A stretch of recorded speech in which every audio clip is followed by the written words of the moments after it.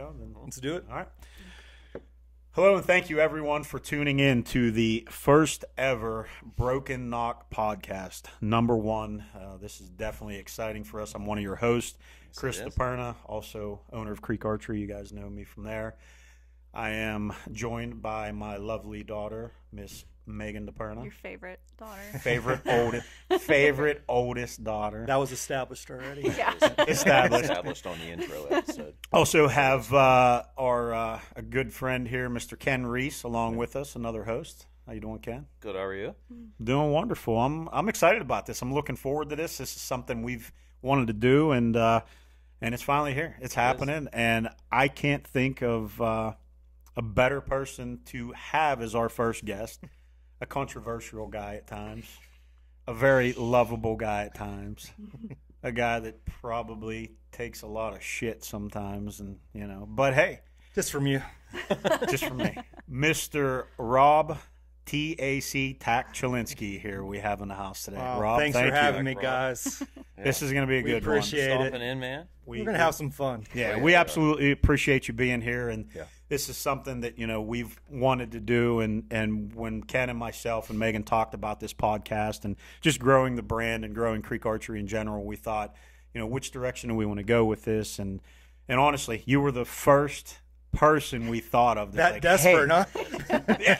huh? Call it desperation, call it what you want, but You we can thought almost reach the top this immediately. is just something that with us being that geared towards the bow hunters and that with having the archery shop in that industry, I thought this guy's all about bow hunting. This is something that I think a lot of people would want to listen into and hear about. The stuff that you have to deal with. And that's what we're going to get into on this podcast and let you talk. It's not going to be me talking, and it's going to be you, and because everybody wants to hear what you have to say. But we're going to get into that. But before we do that, the first thing I want to do is just thank Mr. Brian Moore and Ryan Halderman of Toyota of Greensburg, Pennsylvania. They are our title sponsor for this podcast. They're the ones that are making this happen. So thank you, guys. We appreciate it. Anyone listening or watching, if you are interested in a new vehicle, go see those guys. Even if it's not a Toyota, they got used vehicles out there as well, so they can help you out. So just wanted to put that out there. But, yeah, Rob, thank you for joining us. We really appreciate you being here. And I guess the first question I have is, how the hell did this all start with TAC with you? Like, I know it's been a while. I know you've been doing this for a long time. But Yes, sir. take us to the beginning, man. So if we rewind time a little bit, my face still might be shining downstairs on some pamphlets. I'm not sure. But my buddy Jason Mears, my good friend there, we started Comes in here. Apparition Sense Right. many, many years ago. I think 2008 might have been. You weren't even in business here. No, Well, I was. The old yeah. Creek was here. Right. not. Right. Yeah, that was before me. Yeah. Yeah, because we were dealing with Reach prior to that. But we started that business with the hopes of saying we're going to be millionaires someday. So Oh, as everyone thinks we are in this industry. who would not want our golden deer pea? It's coming from Right. two guys that knew nothing about business. Buy this bottle of pee. We knew nothing about deer pea. We just Right. were hunters and said, we're ambitious. What can we do to get into it? So Jason and I, we talked. We had some help from some family, and we started that. And we ran that sucker up until it was a few years. Yeah. It was probably about 7 or 8 years, and kids were getting born. We weren't making millions. Yeah, there it didn't yet. pan out like you thought it would. Yeah, well, the only thing that panned out was us getting covered in urine and talking about it, trying to peddle $6 a ball. Dude, I know what you're talking about, because when the new owner comes down here now with it, which is a great product, and I love it still, he always smells like it, and he knows it. Like, it's in his truck. Like, you just can't get rid of it. Well, you ask our spouses, It's a special change outside, don't come in. But Right. that's a part of our life that's behind us now. Yeah. But Jason and I, we sold it. So we've sold it to Dave, the new owner, who's doing awesome stuff with Apparition. he is. We sold it and said, you know what?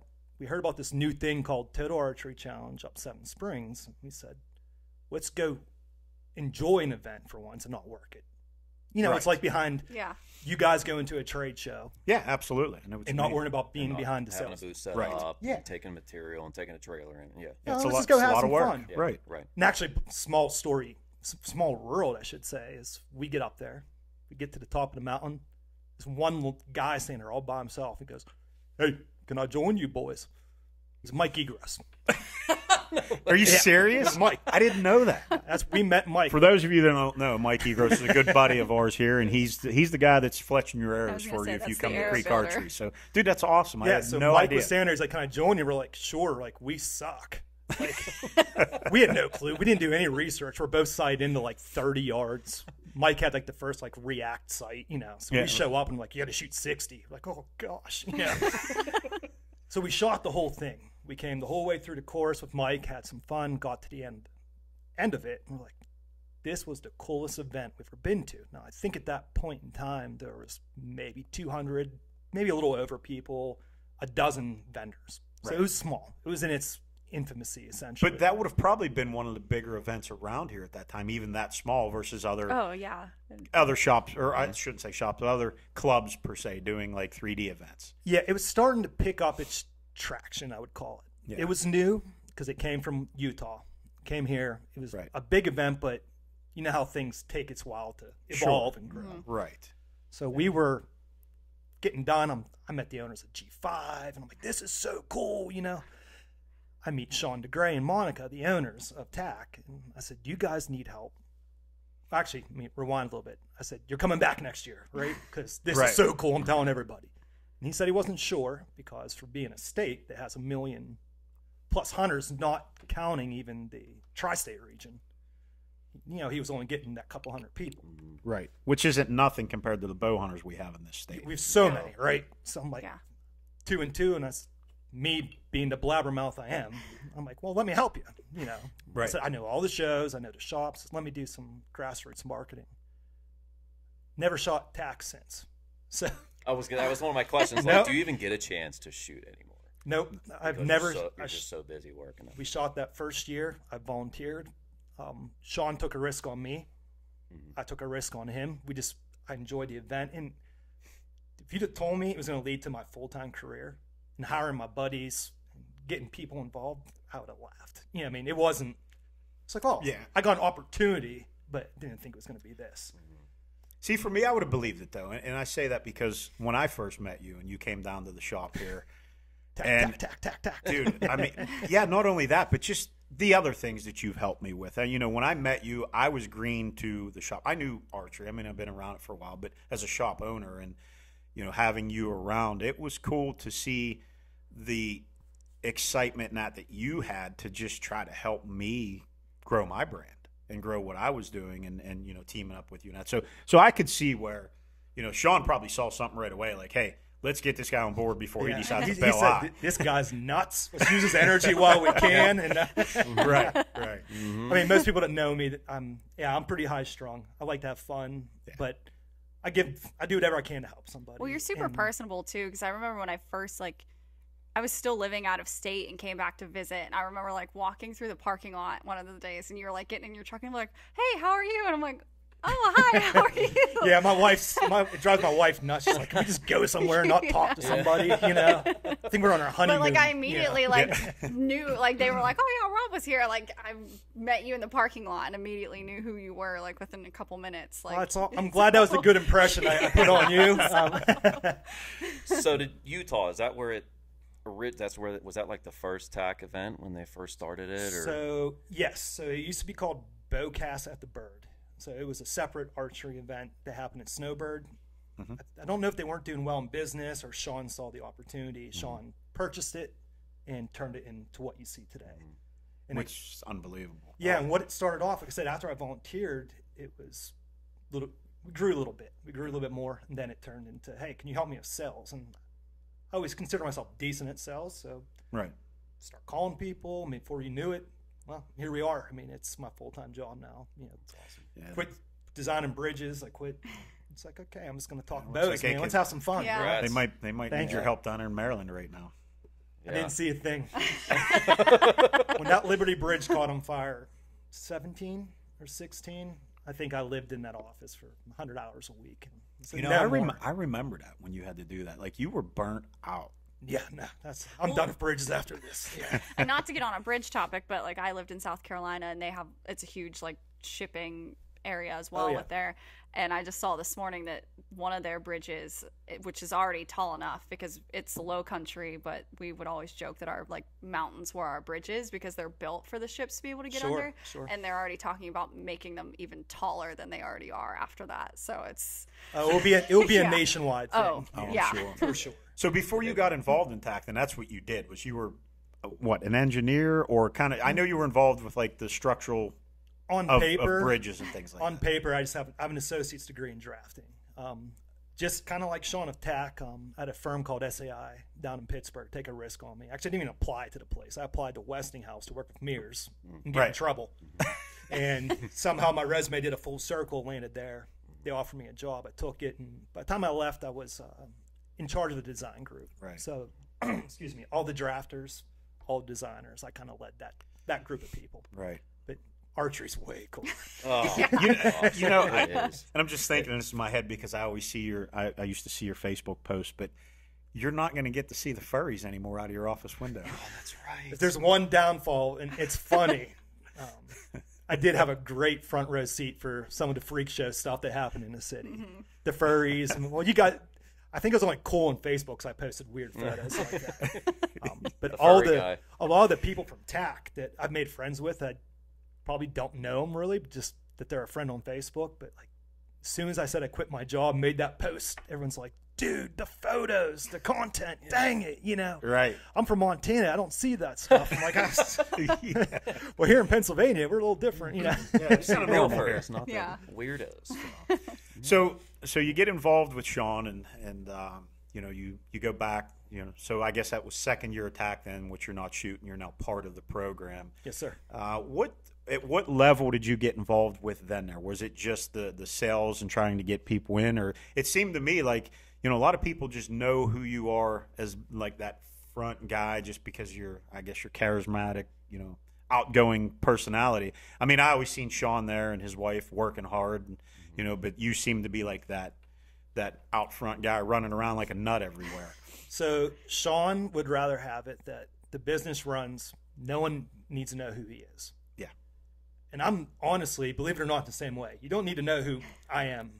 I just happen to be the guy that found that Facebook group. Yeah. I was gonna say Megan's that has a was question on that. She was Yeah, we're gonna get into that. yeah. the Facebook. I don't even know why, but the Facebook group just came up as one of those like things you should join. And I saw a post, and it was when they were doing like the mock registration. Oh, yeah. And the posts in the comments, I was like, this is just so entertaining to look at. And he was like, I got to get out of this group. It's just too annoying. I'm like, why? This is so. Oh, glad you guys are entertained. Are you can't entertained? I cannot imagine Not an entertained. entire Facebook group just either loving you or pissed at you every single day of your life. So it's funny how that played out. For people that don't know, it's called Total Archery Challenge Shooters. And one day I just happened to be online, and it said, I suggest this. I'm like, what is this? I'm pretty heavily involved. I'm one of the 3 people in the office. I don't even know about this. You don't even know about this. So I joined. Actually, I think I might have been helping with the social media at the time too. So I just clicked on it. I said, join. I'm like, oh, all right. And I got in there, and there was just a lot of misinformation being spread. Right. So I start responding. Then, once a group like that, and there's a bunch of amazing people in that group. It's passionate people, Yeah. And once I started responding to people, we saw the group start to grow. And the guy that created it, Brian, awesome dude. He created it, and he'll message me, be like, whoa, man, this is taking off, So I think we're pushing 19,000 people on that group right now. So now I'm kind of the voice of that group. So now the shooters get a direct line Right. to the company blood vein, right? Yeah. So, It's I mean, it's unique because just like in my job, like I manage and to have people be able to find one small Facebook page to figure out who can respond to them, like 19,000 people being able to figure out exactly who they need to talk to. Like, can I speak to your manager is like in a Facebook group immediately. my inbox is interesting. Yeah, it's I could imagine. But I don't think, a lot of these guys on there understand, I've read a lot of the posts. I follow that Facebook page, and I think a lot of them don't understand what it takes to do what you do as far as the organization side of TAC? Like, I think everybody gets it. Okay, these guys run out there and set up targets, and they get vendors there. But the technical side of how you have to put together having every single person there, and this isn't just one event. We're talking across the country. You know, the behind the scenes of this, Rob. There's so much into it. I mean, talk about that a little bit. Like, you get so many guys. You get guys who are like, hey, you're doing a great job. And you got other ones like, you suck, man. I can't get in. Like, why can't I get there? Like, why did I get kicked off? And how come my buddy can't get on? I sent There's you an a lot email that goes 2 days to that. ago, and nobody responded to me. Yeah, so when I messaged you and you were like, dude, we just got 3 times the amount of people. Yeah. It goes pretty wild. It's unreal. So you went from 200 people the first year you shot and met Mike to the very next year, a few thousand, I think. No, it went up by a couple hundred. But was it just a few hundred? It was a couple hundred, and then it doubled. And I think last year in Pennsylvania, we're counting the vendors, probably around 4,500 or more. That's insane. So if you've got 4,500 people at one event, and that's not counting all the additional, the vendors, that's just counting shooters, just 4,500 shooters. There's a lot of behind the scenes, paper trail work, I guess you could say, that goes into that to get all this organized. Yeah, it's like planning a wedding, a little bit bigger scale. Yeah, I mean, God, my daughter did that. I was gonna say, Jenna is your next employee. I think she was ready to pull her hair out, and that was one wedding. That's funny. Not events all across the country. So I mean, it's like you have the big picture, right? You know that, hey, I want to go to destination A, then I want to go to B, then I want to go to C. Well, you got to make sure A schedule, B schedule, C schedules match up. Then you got to make sure vendors want to go to A, B, C. Right, then because you have a lot of those vendors that follow you to almost all the events. Correct. Dozens and dozens, yeah. And then there's a lot of logistics that go through. Like, a lot of people say, hey, add a second weekend. If we add a second weekend, we're asking vendors to stay in one state for 2 weeks now. Yeah. It don't. Yeah, they're 14 work. to 21 days. If we add that second weekend, now it's pushing the next event a week later. And before you know it, we are in August and September, where the western states start hunting. Right. Being a hunting-based company, no vendors or shooters really want to shoot during hunting season. They practice at your event for that reason. So sure. Yeah, there's a lot that goes into it. Too much that can probably bore a lot of people. Right. But like, when we get the complaints, like, do this, do that, we listen to every single suggestion, every single complaint. If you're a jerk about it, we'll read it. I'm not saying we're going to respond to it, but, actually, hey, funny sidebar story about some of this. Yeah, I was going to get into that with you, because I know that you've had a lot of I'm all in. That's funny things, stories, things that happen. People probably I'll just let you talk, but I'm sure there's a lot of funny stuff that you've dealt with. I'm going to preface this with something that you didn't see it go in this direction, but you'll get a kick out of it. So I used to kind of torture my interns at my engineering job. Like, they always ask you, like, you're the boss, right? Oh, so how long you been here, sir? Where did you come from? And I used to tell them, like, don't worry about me. I'm like, what do you mean? And I want to do this with some of the shooters. Not the cat's out of the bag now, so I won't. But you'll see where I'm getting to, because if they Google my name, they probably would get an interesting result. I'm like, what do you mean, sir? I said, just Google my name. I had a hard past. So hey, they'll Google my name. Robert Chillinsky, and it pops up that I was in jail. And so a couple other things. So my uncle, who carries the same name, Robert Chillinsky, I mean, God bless him now. He's straight. He's clean. He's switched his life around. He's one of the best people I know. But he did have a checkered past. And he did some time, but his name's Robert Chillinsky. Oh, jeez, I see where you're going. So there's a court document that used to pop up right away if you clicked on it. It said, state of New York versus X amount of people, and it had all the motorcycle gang members' nicknames, like Stinky Joe and Wood Chopper, and all these different names, Big Pete. So the interns would be like, "Is this you?" I told you I don't want to talk about this, all right? Click on the document. I'm like, you're going to see my buddy Stinky Joe, Big Pete, Taco Tuesday tank, or I'm just making Whatever. and they click on and they'd be like, who are you? I'm like, no, get back to work. So I was gonna mess with some of the people that had fun with, like some guys will message me and be like, hey man, I appreciate all you do. Can you do this or that? I'm like, dude, mess with me one more time. Google me. But you might get less of those messages then. They're like, yeah, this or sucks. maybe more. I don't You know. need to do a better job. But no, it Don't was- make good me get side. Taco Tuesday after. yeah, Taco Tuesday tanks coming, But no, it was so like I get some fun ones. I've had anything from I can have a night of drinking anywhere in the United States right now. Come to Texas, it's on me. Then I have people that you've ruined my life. My year's ruined. I can't believe you did this to me. How could you change weekends or change the registration date? I was off work that day. It's tough, guys. We are a business, and I understand being passionate about something. And it's crazy to think that we've made something of so much desire to be at, that people will get that excited Yeah, that about. people you It's- ruin it's- their life. It's a that's huge how big event. it I mean, is. it's absolutely awesome what you guys have built. I mean, it's insane. So like I try to respond to every single person. I can't get to all of them, but some of them are. You get some good ones. I won't name names, but I've had people call me from diners crying because their internet connection wasn't working. I had someone call me because their honeymoon was going to be ruined if they didn't get the passes in Tickets to time. get in. Jeez. Of course, contact me separate. We got you covered. But then it's the opposite side of things. I've had people contact me from, well, you met a couple of them from, where was the first group from? Come on, New Zealand? Yeah. Awesome people. New I Zealand. still talk to them. Yeah, they were Awesome cool. dudes. Yeah. Husband and wife. Yes. I have people from Australia, the Blake family. Awesome. Husband and wife that come from all the way from Australia. They did our whole tour last year. Wow. I think it was at Bergerman. Great. Bergerman Yeah, was Dave, the it was like Dave Bergman Yeah. or something like that.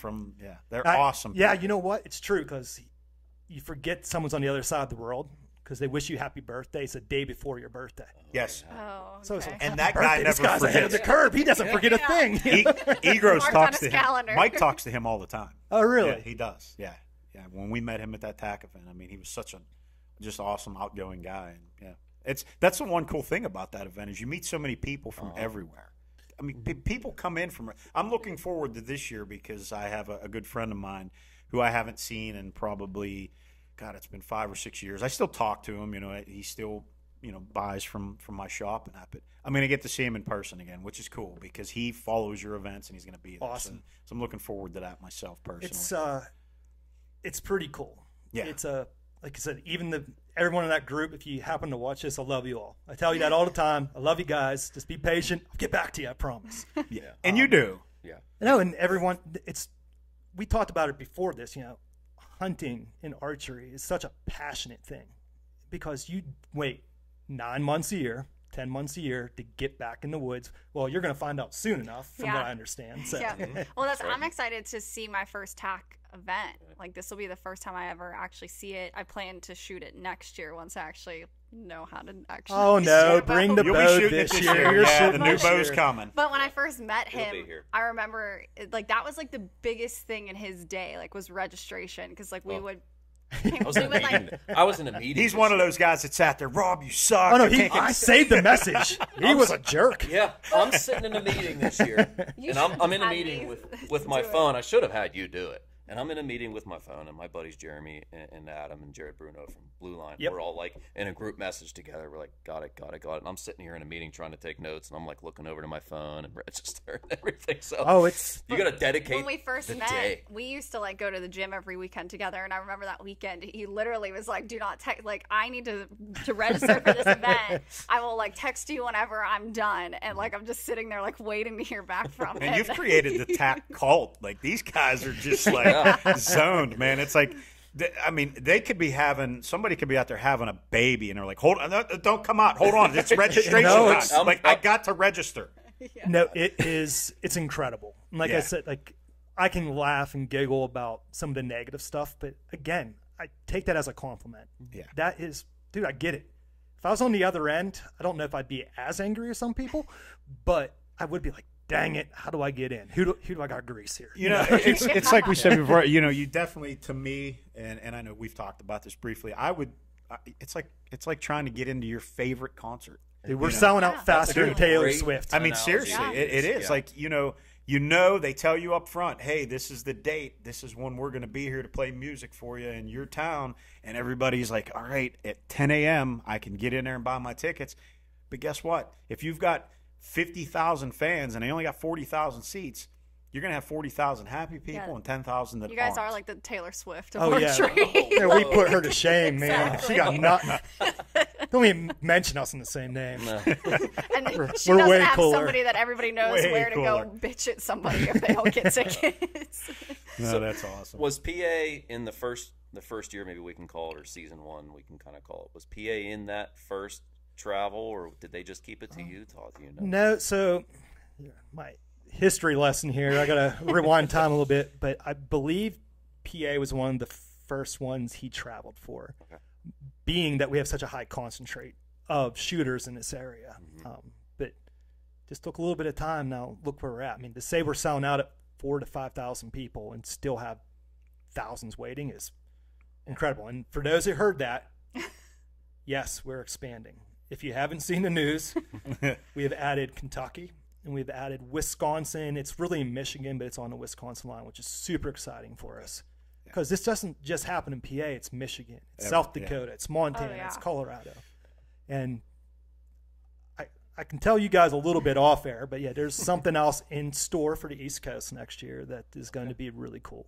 That's awesome. A lot of happy shooters. Yeah, and that entails a lot more work for you guys, and probably bringing more people in to make those things happen. And, and I would say, just as a fan of it, and and I'm excited to get back as a vendor this year. But just as a fan of what you do, I would tell every listener and viewer out there, just be patient with this, because it's growing, and it's just going to continue to be an awesome thing. Yeah, and the best part is just come have fun. Yeah. Even if you don't get a knock time to get on a mountain, just come join us. Come hang out, see the vendor village. I've heard stories about you when the last time you were a vendor there. I think Craig Gillock still has a video floating around when you did the the glow and arrow. Glow and arrow, yep. And I stayed there that night, and I think I was double fisting in the background of one of his YouTube videos. I was lit. What was the glow? I had an awesome time, but like you said. Oh well, we got a lot to talk about with that.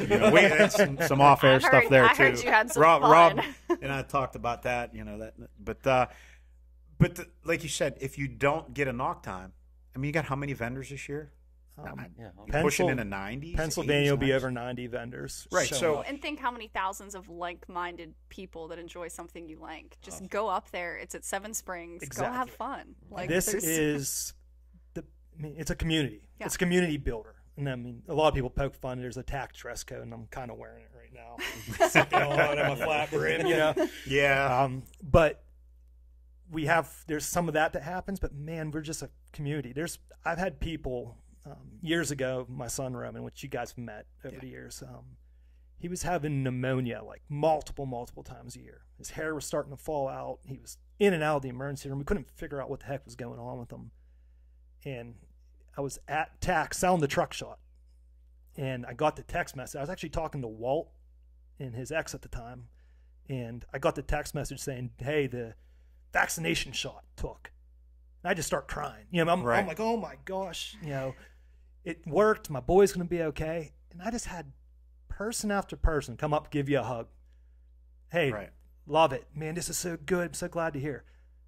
Years later, I'm talking last year, I don't even remember their faces coming up to me asking me, dude, how's your son? That's awesome. Yeah. And I'm like, he's right over there. Yeah, he's okay. It might have affected him a little bit. He's that's 6'8" now. I don't know how, but that is one thing about this community and as a whole, the archery community, the bow hunting community, just the hunting community.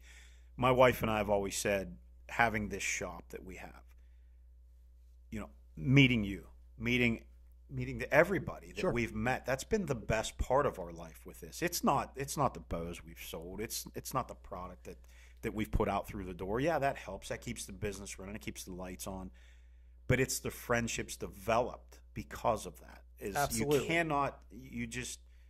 It's something you can't buy. you know, and we all, you know, get in those situations where we want to do the best. That you know I want to have one of the best shops around and be able to help, you know, as many people as I can. But at the end of the day, it really comes down to, you know, or are we meeting good people, and are we just doing the right things? No, you make so many relationships. I've made so many friends. Well, I met just from this community, met my other half. Like, is that a good thing or a bad thing? It's not to boost his ego too much, but he is like the best thing that's ever happened to me. But he walked in the shop, and that's how I met him, and here we are 2 years later. So no, that's all. I mean, and you see that happen not just at our event. We see it on a big scale. Yeah, but it happens everywhere. I mean, this shop, any shop, like you go to, if you go to a Harrisburg, you end up seeing faces. You're like, I remember you. How's it going? You know, and then you get a hunting story, and then you get this story. But yeah, it's all fun. Absolutely.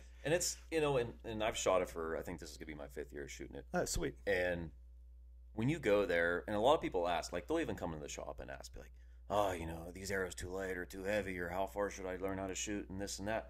And it's just like, shoot, be comfortable. I guarantee you, any group that you go shoot with, if you get with a group, if you're going there solo, and if you're not comfortable to shoot at, let's say, one of the 80-yard shots or 90-yard shots, you know, we had a young kid with us the one year. We all shot. All right, buddy, you know, go ahead, walk up to where you're comfortable and be take safe. a shot. Yep. Yeah. You make it work. It's great. Me as a shop owner that sells arrows, you know, I ask them, hey, which targets are you shooting at? Oh, the 100 plus. Yeah, you want the most expensive. Yeah, you want these that's the one. $250 ultras. You want those, right now. You want those new fast TKOs. We'll sell you them $125 for 6. That's what you want. That's what makes us really unique, is that we are non-competitive. Right. We have our competitive aspect. Right, but you're not the IBO. You're not up there for people to score. I always tell people the only competition's up here and with your friends. We don't even keep score. No, you don't need to. Really, you just blow some arrows. You hit foam. Yeah. Oh, that's foam. You hit it. All right. Well, so we've had. It was funny. This has been probably about 4 or 5 years ago. So normally at certain events, we'll let some of the industry guys go up a little bit early. Say it was like the owners of Prime. Right. Hey, you want to get up and do some content on your Prime course 15 minutes before everybody else, go for it. So it was real foggy. And it was real foggy when we were setting up the course, and shot one on the Prime course. I think it was a bison. And I remember Sean's up on the hill because the slope like dropped down and went flat. We're setting. I remember Sean going, farther. Yeah, farther. Farther. And me and I think it was Frank were like, you look pretty far. Okay. He keeps going farther. We said, all right. He said, okay. We pounded in. I get a text message from one of the owners on Prime. He's like, 147 yards on shot one. Are you kidding me? We're like, well, things happen. Yeah. That's awesome. But you know what, guys? I think they eat it up, man. They love that stuff. You know, we see a lot of guys that come down to the shop that you know, as soon as they say they're going to TAC, are like, okay, what site should we go with? What do we need to do? And you know, we see a lot more and more of that, you know, of people that are coming in here looking to get into your long distance style of shooting. I mean, it's for sure. We've helped encourage it for sure. Yeah. And so does a lot of our awesome partners, you know, the Dudleys and all the different groups vendors that come to our event. They help encourage it and add the fun fact. It's not just TAC. Right. It's the whole package. It's the shooters. It's the vendors. It's everything. Yeah. It's that atmosphere for everyone to just hang out. You know, it's not like, well, you know, it's not a pissing contest where you got 10 guys standing around. Well, what kind of bow's he shooting? And, you know, what sights he got? And everybody. No one cares. It's just like, everybody take your shit and head up and let's just fling some arrows. Everybody has fun there. I mean, last year we were getting ready to leave for vacation. The same, like, he was supposed to shoot and we were supposed to leave for vacation. And he texted me and was like, do you mind if I stay a little bit longer? Like, he was having so much fun. And I was like, you know what, just stay. Like, it's no big deal. But it's like, just seeing how much, like, I've heard the stories about him up there and then seeing every year how he has so much fun. Like, I was the one that was like, Dad, you need to go back and be a vendor. Like, we need to go up there and see what it's like. He wasn't having a choice this year anyways. Well, every year I'm like, you have to be back up there. And he, like, would hem-haw about it. And then, like, now that I'm getting more involved with, like, the archery shop, I'm like, no, we need to go. Like, this is the event you need to be at. Like, if you're going to go to anything, let's go to this event. And what's really cool to even bring that up is he's ghosted us for a couple of years. But every year someone comes up and goes, hey, is that Creek Archery going to be here? And it may be someone that you don't even remember talking to, but that's the cool part. Like it is that community. Yeah. It is. And I remember the one phone call I Here got comes from the you. excuses. No excuses. Because I should have been there. Yeah, I'll say it. But I could remember, what I appreciated was, even though I wasn't there, for a few years, you would reach out to me. Hey, man, I got a guy here that needs 24 carnivores right now. You got any? I do. Okay, well, he needs them. I'm like, all right, what's he need? You give me the measurements. I cut them. And what did I do? I drove him up there. I didn't have a spot there, but I drove up and met the dude right at the front door. It was like, here's your arrows, man. Our shop obviously isn't that far from there, but it was, I appreciated that you've never not thought about having us involved. It's like dangling in what that you do. carrot. Always. Always. So. But you talked about like the long distance stuff, and like it had a story go through my mind again. Sorry, there's a bank of these suckers. Oh, Bring 'em We out, want to man. hear them. It was the last year I was actually like running the truck shop in Pennsylvania, and I had this dad and son show up. The dad was a super tall guy and had probably an early 90s Hoyt, if not earlier, like very Gen 1 models, right? No let off, no nothing. He's like, I'll take a shot. I'm like, oh man, I don't want to take your money. Like, I feel bad, He gets up. I said, all right. He pulls the boat back. His feet are about 6 foot spread apart. No perfect stance, no nothing, right? And he boing, right on the line. I'm like, holy smokes. That was lucky, His kid's freaking out. Dad, you could do it. Guy goes, give me another one. I think he took 5 to 10 shots and put 2 or 3 arrows in that 12 ring at 111 yards. Are you serious? With that 90s bow. Wow. Now there's a crowd of people. I'm like, I'm on this team. I'm like, I'm going to put your name in there 80 times if I can. Like, this is awesome, Now here comes the guys, measure the wind. And I get it. Because, a lot of that is necessary, especially if that's how you practice. Miss. And that guy's just back there grinning from ear to ear. Oh, I bet he was. He didn't bet he was. He's like, I'm taking this truck home, But it's funny because you never, and that's what's so cool. I'll see setups from 1970. We'll see a lot of the brand new stuff. I'll see guys with World Tree on. I'll see guys kitted from head to toe in First Light, QU, or Sitka.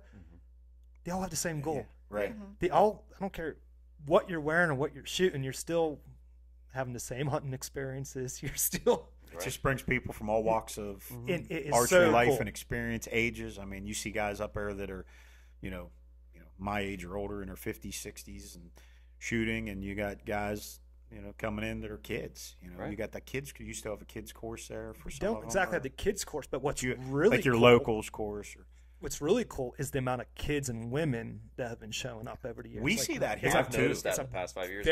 I don't know the numbers off the top of my head, but the increase, it just shows you how awesome. Because we are in a dying sport. Like, all the odds are against us as far as hunters and outdoorsmen to be where they were in the 1970s or 80s. Yeah, the numbers aren't like they were, but we're starting to see an increase even here with the women and Yep. with our leagues. We see a lot more women and youth shooters coming in. So if we can be a part of that growth, we're a business. But if we can help grow the sport, that's awesome. And And you're also not maybe pushing the fact of the physical fitness part of it too, because you're choosing these locations to where you've got to hike to get to these courses. You got to hike to get to the targets. We got some stories there too. Anytime we home. start being lazy, he's like, you remember, like in May, we're going to set up targets. So we're going to be hiking. And I'm like, okay. Well, It's the funnest job you ever Oh, had. yeah. I'm so excited. I'm like counting down the days for that. Like, 2 years ago, I remember we shot the Dudley course, and we're leaving. We're done. I looked at my phone. It was like 5-something miles up there or something. Oh, We yeah. end up hiking, and you're on the bus going back, or you're waiting for the bus, and there's these 2 guys cut off, and they've got tennis shoes on. Oh yeah, I've And seen I'm like, those guys. oh boy. And the They don't way know that what my they're ankles getting hurt into. the year before, it's like, oh man, those guys. Yeah, it is a challenging, event. Not just. I mean, it's fun. Well, it's funny though. There's some so challenge to it. I can speak to it since I was at our Utah event last year. We have bumps in the road here in PA. yeah. Versus what they have. Yeah. Oh my gosh, out there. I mean, I had fun. I couldn't breathe for the first hours. Like, yeah. Lower oxygen, yeah. They take me off the plane and put me at 11,000 feet. I'm like, I'm coming. But you get up there in some of these courses, like our Sitka course there, the cone on the mountain was anchored and had to be anchored to rebar, or else it was just going to fall and roll down the hill. Wow. And we would tell people at the registration trailer, like, hey, if you're not in the best of shape, you may want to change courses because this one's killer. And man, some of the people would have made through it, and some people had some trouble. I mean, we had some medical stuff happen, but yeah, you're right. It is a physical thing. We do have obviously people in place to help you, but yeah, definitely it fits that I'm going to bust my butt to be in shape a little bit mentality. But you also, like, when you're enjoying yourself, like, you don't realize how hard it is. Like, I used to do like Spartans and like mud runs and stuff, and before I like got into them, I would just go volunteer at the events because I thought I wasn't like in enough shape to do it. And some of the people I'd see cross the finish line, I'm like, all right, well, if they can do it, I can do it. And then like you realize, like, yeah, this sucks, but it's fun too, so you don't even think about the suck when you're doing it. So I'm sure it has like that same aspect. Like, without you're not thinking about what you're doing, but then when you like look at your watch at the end, you're like, holy shit. Well, I say that like I shoot it. I say it like, I'm like, I know we're putting targets in place. Like, yeah, these guys are gonna love this one. You know, you're the guy that's laughing every time you walk past a 55-gallon drum full of busted arrows. Wow, I mean, there's a lot of arrows that go down. It's pretty wild. I think there was a couple times a buddy of mine was getting down to like the last arrow, and we had like 5 targets left, and we would pressure and be like, "You're gonna miss, yeah, and you're not gonna be able to shoot anymore. This is your last arrow. This is your last arrow." I've seen guys, I mean, every year. We should put a GoPro on it just to watch. But I've seen guys come back to the arrow bin by the practice range and just start picking arrows that were a whole like putting it in their quiver. Like, here we go, off to round 2. You know? It's pretty funny. Yeah, it is. That's awesome. So, you now Roman's what, your oldest? Yeah, Roman's my oldest. He's 14, and my girls are don't be watching, girls, 11, 9, and 4. Yeah, so you got a pretty busy schedule trying to do this, and you know, you're married and have these kids, and you know, some of them being younger.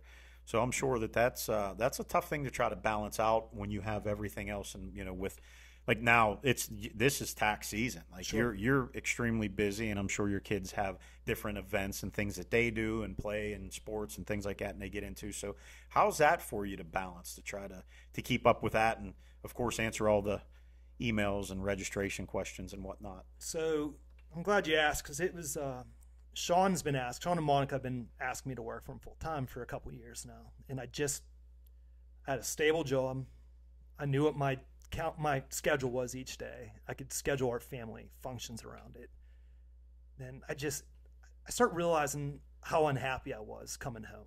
Not that I hated my job, but man, like, this day-to-day grind just sucks, you know. And I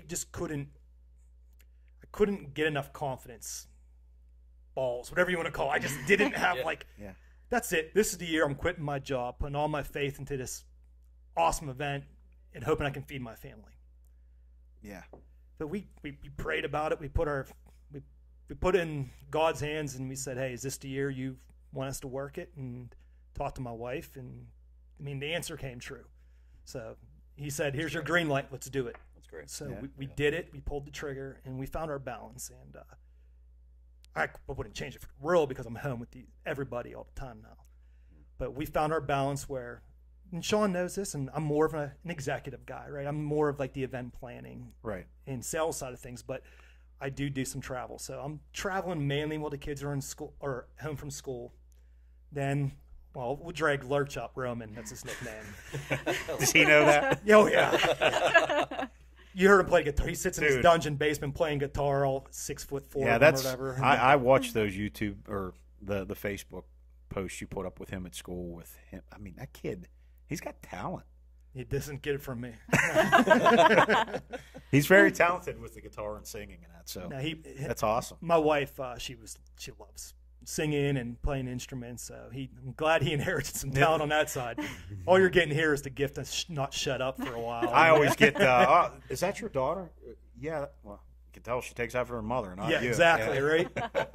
But no, we found a pretty good balance. And I mean, given this is only about 3 months ago that we made the transition, but it's already felt like years. And isn't that like just a crazy feeling to think the very first time you were up here to shoot to X amount of years later, you're just like, this is it. This is full time. This is how I live now. It's crazy. Yeah, I still kind of poke myself. Yeah, I mean, pinch me. I don't want to sound so corny, but it's kind of like a Cinderella story, like Yeah. in our own little bubble. Like, wow, like something that the second gig, right? Some guys pour concrete in the evenings. Some guys own an archery shop. You know, you just don't know what it's going to lead to. And for it to lead, and I'm so grateful for the DeGray, Sean and Monica, for offering me it and believing in me. But we became a family now. So Yeah, I got extended family. I'm not Mormon like them. From like the guys in Utah, but it's always a joke that, you know, because I have so many kids or something, I'm going to be moving to Utah and become Mormon. Frank, who's from Utah, one of our main employees, he's always joking about that. But That's awesome. I'm so glad that we made this friends in this family. That now we get to share it with people everywhere now, so it's really cool. Yeah, that's awesome. How many, like, is there employees versus volunteers? Like, so how many employees, or could we say maybe full time, So like employees, do they have? Up to about, when I got hired on, when I chose to go full time, we had one full time employee, who was Frank. And then when I came on, we got Carter and Connor, so we got 2 more there. We have another salesperson that is part time. We have our seasonal help, and then we just got another 2 more people on full time, so we can really hit the ground rocking this year. So we have volunteers that show up at each event, just like you guys when you come up and help. Yeah, we're gonna go. Heck yeah, man! I'm looking forward to it. I need to lose another 40 pounds. Oh, we'll lose the pounds. Good. And I'm down 30. I need 40 or 50 more. Come to a couple events. Come to Utah. We'll get you. Okay. You might be dead at the bottom of the mountain in Utah. But no, like we have volunteers, which we appreciate it, and you know that help goes a long way. But we run a pretty skeleton crew, but we're really ramping up to put the pedal to the metal for next year, because we have a lot of big expansion in the works and some other ideas that I can't quite release yet, that even off air can't release yet. But we have some stuff coming down the line. It's going to episode 2. Yeah. So we're gonna have to go probably to episode. If you do one a month, we'll get to episode 13. First, maybe I'll call it version 2. We can do that. Yeah. We'll see how your hair just keeps getting grayer and grayer as the months go on. Why we wear these hats? No, we have something really, really cool in the outdoor industry that's going to shake stuff up. So what's slated in for episode? Assuming one a month, we'll do 13 or 14. We'll do V2. All right. Yeah. Just like the. Well, we'll definitely. There we go. V2. There There we go. V2. We'll do TAC Rob V2. Yeah, The what's T-Bone call it? The T3 chunk. That's what it was. The T3 chunk. Jump. Big hole. So what's do you have a favorite location? Pennsylvania. of course. Not Big Sky, Montana. I've only traveled to a few, so this year I'll be my first time. I'll be going to Oklahoma for the first event. Okay. I'll be in PA. I go to a new Michigan, Wisconsin event, and I go to Utah. I love PA just due to the mass amount of people. Yeah. Utah, just gorgeous. I mean, Beautiful. being from a guy from the East Coast, first time on a plane last year, believe it or not. Wow. Yeah. Really? Oh yeah. Yeah. Mom and Dad wouldn't fly. Yeah. No. And then I got married, and my wife's like, I ain't flying anywhere. So I'm like, I guess I'm not flying anywhere. Well, if you for think a while, about it, you know? we tend to. I mean, I've done 2 cross-country drives, so I can drive anywhere. But growing up, we always went on vacation somewhere that was drivable. We went on one vacation that we got on a plane. Speaking of when you drove, so when your sister flew out to get you and you guys were driving back, what was that app you were using? Remember, like so your mom is it the could like see Life it? 360 or I can't remember, but whatever the app was. 120 miles an hour. Dude, what was funny was my wife's looking at, because you figure you got 2 young daughters in a car together driving from Northern California back to PA by themselves, nonstop, and they had a plan to be here in like 3 days. It's a 38-hour drive straight through. Oh, geez. We did it in and that's not your stops for gas and food and all of that. We did it in 36. So you can tell. Right. So here's Taking the after thing. Mom's Beat the GPS. You could tell when Megan was driving and you can tell when her sister Jenna was driving, because when Megan was driving, that dot on the iPhone was just kind of like, it's slowly moving. A normal When her pace. sister was driving, that dot went across the iPhone screen. Like, I'm like, where is she going? We're driving through Utah, and I'm like, we're gonna die. We're like, this is. Oh yeah, 'cause it's like one road. It's just nothing but desert and mountain. Yeah. Every like tiny little turn, I'm like, and I'd be like, oh, we already passed it because Now, you're going did so. the speed increase with like caffeine intake? Like, just took my scoop of Ignite and then. So we had a lot of the Alani energy drinks. She exploded one all over my Jeep. Oh, no. But I, at the time, was working night shift, so I was driving mostly overnight, and then she was driving during the day. But she definitely did the majority of the driving, because she'd look over and she could tell I'd be like getting tired. And she's like, pull over, I'm driving. And I'm like, all right, well. She just wanted to get home. The heavy metal rock song on. So you could have stopped in Utah and shot TAC. Yeah, It's beautiful. I mean, Walt and I, we did a couple road trips this year, which are really cool. We went up to Vermont, which I don't know how much he told you about that one. So we talked about that a good bit. Yeah, Vermont, gorgeous country, right? But it's like the mountains are quick. They're steep. They're short. It might only be a mile to the top or half a mile, maybe even less, but they're steep. We had the bright idea. You know what? Drop us off at the top. We're going to walk all of our proposed courses the whole way to the bottom. We'll do this 8 times. Oh my gosh. I would have paid someone to let me walk uphill. I was gonna say your our quads legs, were... our knees, we couldn't even walk down the steps. We're driving home. We're both crying. I can't feel my kneecaps. Can't feel my legs. It was so bad. It's tough. That's because we're going out to Colorado next year in 2025, and a couple of people that we're talking to about it, they're like, it's not the uphill, it's the downhill that gets you. Which I never even thought about. Yeah. No. This dumb guy from Pennsylvania thought it'd be a good idea to hike down a mountain 17 times and not walk uphill at all. Yeah, I paid for that. It took about 10 days of recovery. That's and we went down south too. We went to Alabama, which super funny. I've been to the South plenty of times, but I've never been to the South in winter. So we get to Alabama and we pull in, and it's 40 degrees, right? It feels warm compared to PA. Now, we just drove 750 miles through snow, like going 40 miles per hour, right? We get down there, the kid meeting us, Rhett, he calls me, and he sounds worked up, almost like in tears. And he's, man, I'm not even going to try to do the Southern accent right now, but he's like, man, he's like, I don't know if I'm going to make it. We're like, what are you talking about? He's like, it's going to rain tonight. All right. We just drove through a blizzard. Like, it's going to be okay. It's like, but it's going to get cold. It could freeze. And we're like, well, we're not worried about it. We're at the hotel. We're good. He's like, you don't understand. He goes, this state will panic and shut down tomorrow. So I lived in Charleston, South Carolina for 6 years. And one of the years that I lived there, they don't handle the winter well. I still don't. Even after moving back here, I'm like, it broke you. It's 50 degrees out, and I'm like, he's like, is it warm outside? I'm like, it's slowly. freezing. Okay. And he's like, it's 50 out. I'm like, it's winter right now. But one of the last years I lived there, they got 6 inches of snow, and it like shut the state down. And I remember my neighbors, I lived in like a housing plan. My neighbors were like hosing off their driveway, and I'm like, don't do that. That's a bad idea. And, hot water doesn't work nobody, either. they were using sand because they don't have salt. I saw that. Yeah. The Ravenel Bridge had a bunch of ice on it, and they shut it down. And the local military college was shooting off their cannons to shake the bridge to get the ice to come down.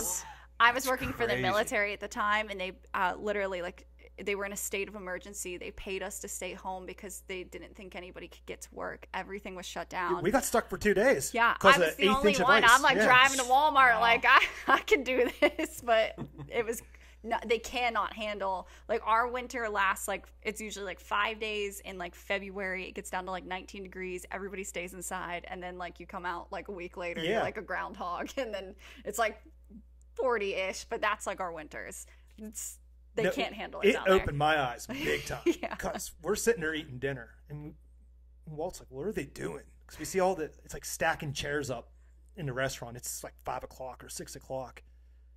I'm like, I don't know. Did we get here late? Like, Then we look up at the TV. Walt points to it, and it says school shut down statewide. And it's still 40 degrees, 45 degrees out. We're like, really? And I grabbed the one waitress, and she's like, oh, yeah, honey, don't even try going to Walmart right now. Like, you ain't getting anything. Yeah. Buying it up. We went back to the hotel room, stuck there for 2 days. One restaurant open, had 3 people working where we could actually get food.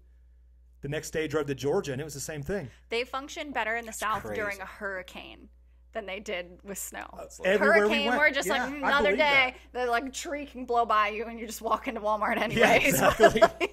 No, they were all Wow.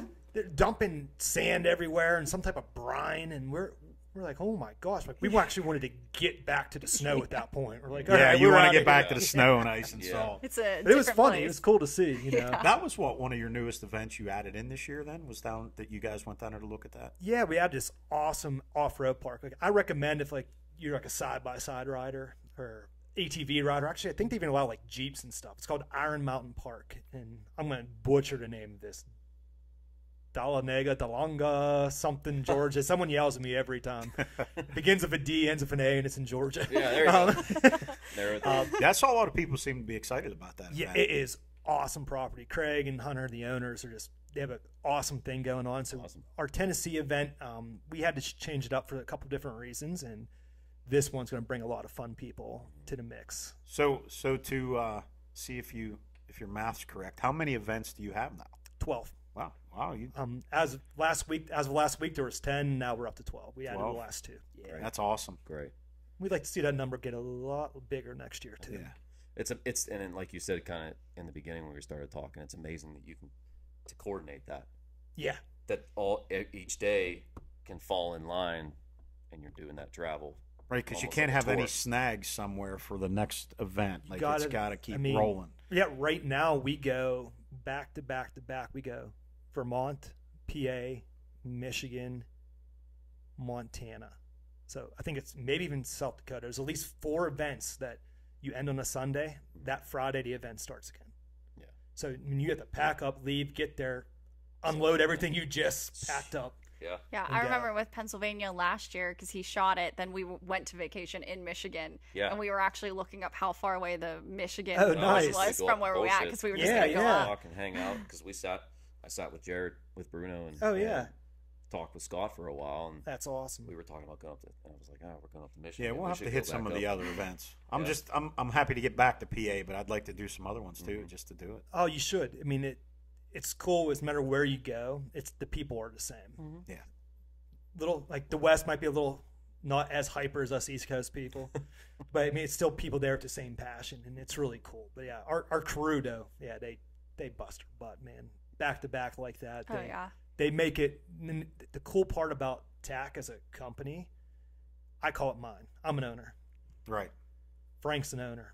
Connor's an owner. We all consider this our event because we all want it to succeed more than anything. So I think that's why we get such a good, consistent event as we go on, is everyone really takes ownership of it, and they're all there with the same goal. And it's People a happy. small group planning it Yeah. together, so you don't have to worry about.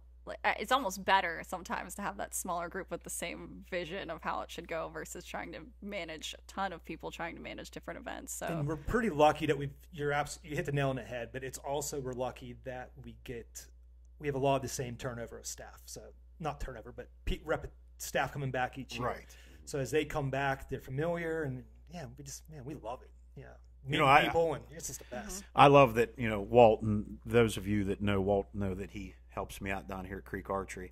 I love to tell guys when they're telling me, well, what arrow should I use for TAC? And I always get to throw him under the bus and say, hey, when you break those arrows, you can blame him for that. Because he's the one that's out there setting Yeah, targets. puts the log in front of the bear at 50 yards in front of it, and your aim point is the log. Oh yeah, And you have to understand that your arrow is going to go over that log.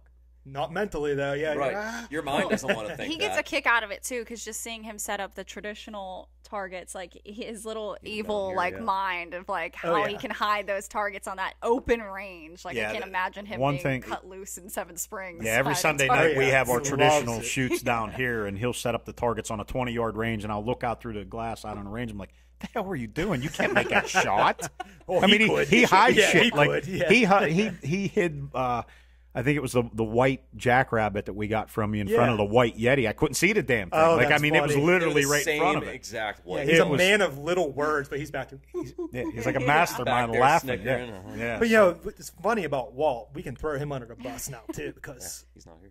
yeah, he doesn't. Not only does he like to set the logs up and do things like that, he likes to trip over them a lot too.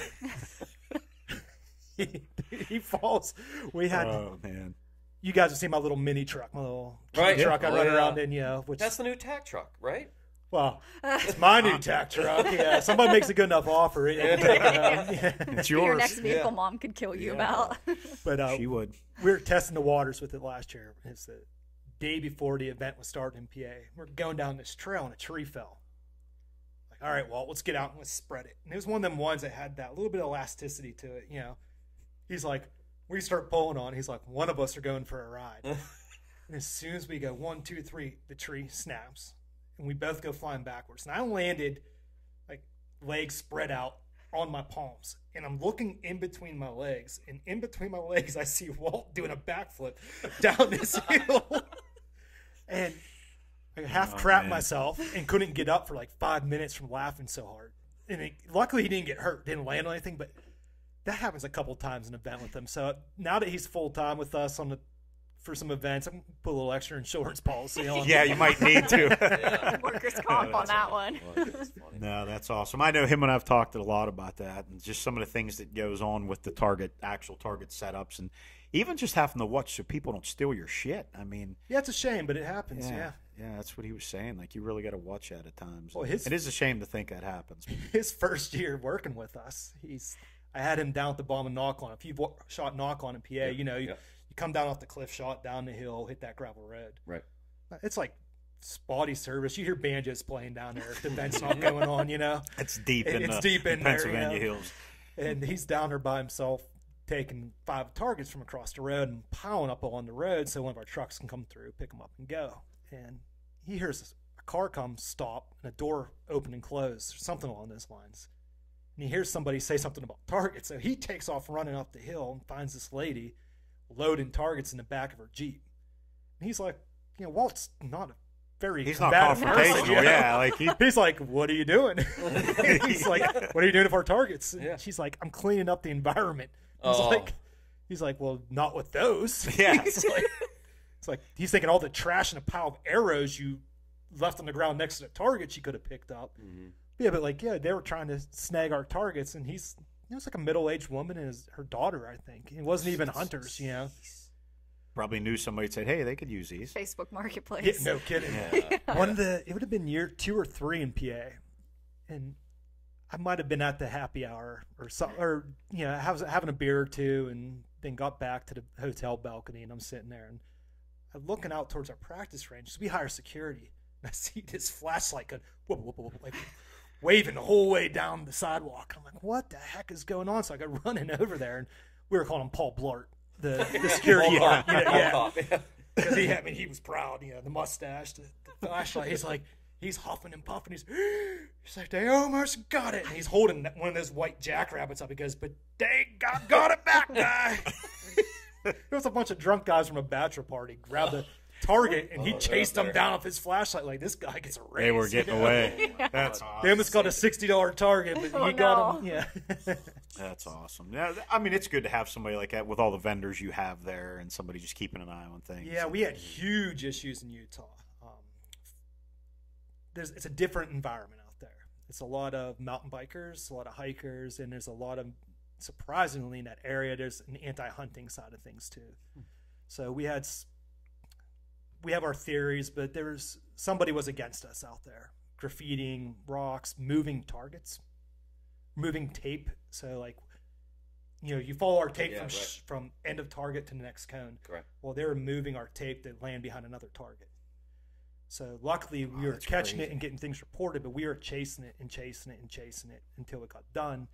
But I mean, not everyone has a good heart out there, so you got to be careful. Yeah. And no matter how much we trust everybody, we do have to make sure things aren't stolen. Or most of all, we have a 100% track record. Besides someone doing something stupid to themselves, no one's ever shot somebody else. Right. That's good. and we want to keep it that way. So someone's, Yeah. I mean, that's intention to hurt somebody doing that. Absolutely. Luckily, we have our community is just awesome. Yeah. Yeah, you guys So- put a lot of thought and into they really those look course at it. layouts, and that's not an easy task because you have how many courses? The biggest Typically. ones being Pennsylvania and Utah being 8, the smallest having 4, but the average being that 6 course mark. And what, average 30 targets per course? 25 shots per, a couple 15 shotters, but those 15 shotters, like one of them's for RMEF, and that's nothing but elk. And That's the one I'm shooting this So you shoot what, Yeah, like one big target, elk. walk 8 miles, shoot another one? Like, yeah, we don't map it. 7.5. I'd say like laying out new venues this year. That's part of my job has been laying out where if it will work without seeing it right away. And I say the average course as the crow flies, without zigzagging and looking for arrows, it's probably about 2 miles or so, but it's probably adding up to about 4, Right. 3 to 4 in the end. And some people, depending on what app you're using, like I put on 15 on the north face of Seven Springs this year, Right. on Prime. But yeah, so that's something. I mean, that aspect of it too. You know, I mean, like I said, there's always that behind the scenes work that goes into it, which is a lot of work. But I don't know if people realize. I know I probably didn't myself, but just realize just how safe you have to be. Like your mindset when you're putting those courses together. It's not just, well, let's grab these off the back of the truck and stick it here in the dirt. Like you really have to think, okay, if this target's here, what's behind there? What's our next course? Like how are we going to lay this out so we don't have anybody even just taking you stick a target out there at 150 yards. What if it's aiming towards one of the other courses? Right. without a doubt. So you have to think about that. It's arrow arc. I mean, that's why we don't go to. There's a lot of states and parks and private landowners have reached out to us that have beautiful, beautiful properties, but there's not enough topography. Mhm. Topography is good for burning some miles and some calories, but it's also good for arrow trajectory. Yes. So that is something. It's our number one thing is safety. I mean, Yes. So like Pennsylvania, we know the courses now. I mean, we can only tweak them so much, and we know where to avoid. But when it comes to a new event, I've mapped it online. One of us will go walk it in person and drop pins where we think things will be good. We'll set up targets. Then we'll get to the most adjacent target courses. And as we're putting those targets down, we're going to look at the pins Right. of the other one. And Yeah. we do a lot of walkthroughs. And sometimes we've had close calls. Well, not close calls as far as danger, but someone getting like, hey, so I can hear people over this hill. Right. Oh crap, we didn't know that. So let's change the angle of this target a little bit. Sure. But now it's number one in our books is safety. Yeah. No, that's Why a lot of people, there's not a lot of these events because it's not an easy, there's a couple others out there doing it, but it's not an easy thing to be non-competitive, Right. bring people in to have fun and be safe. And I'd say we're pretty dang good at it and we're proud of that. Absolutely. And we want to Right. keep it rocking that way. Yeah. you Right. know? Yeah. all the work that goes into it. I think Walt was telling me, as minuscule as this might seem, but you have, I don't know, what do you say the number is of guys you have like total between all of the events? 30,000 So- to 30 to 35,000. Okay, so 30 to 35,000, that's shooters, registered shooters. And I think he told me, now Sean's wife is the one that hand writes those wristbands. Monica and her customer service team are the best in the world. Yeah, Monica's a machine. You don't 30? get her. She's on a war path to get stuff done, and you learn a lot from her. Dude, could you she imagine is somebody driven.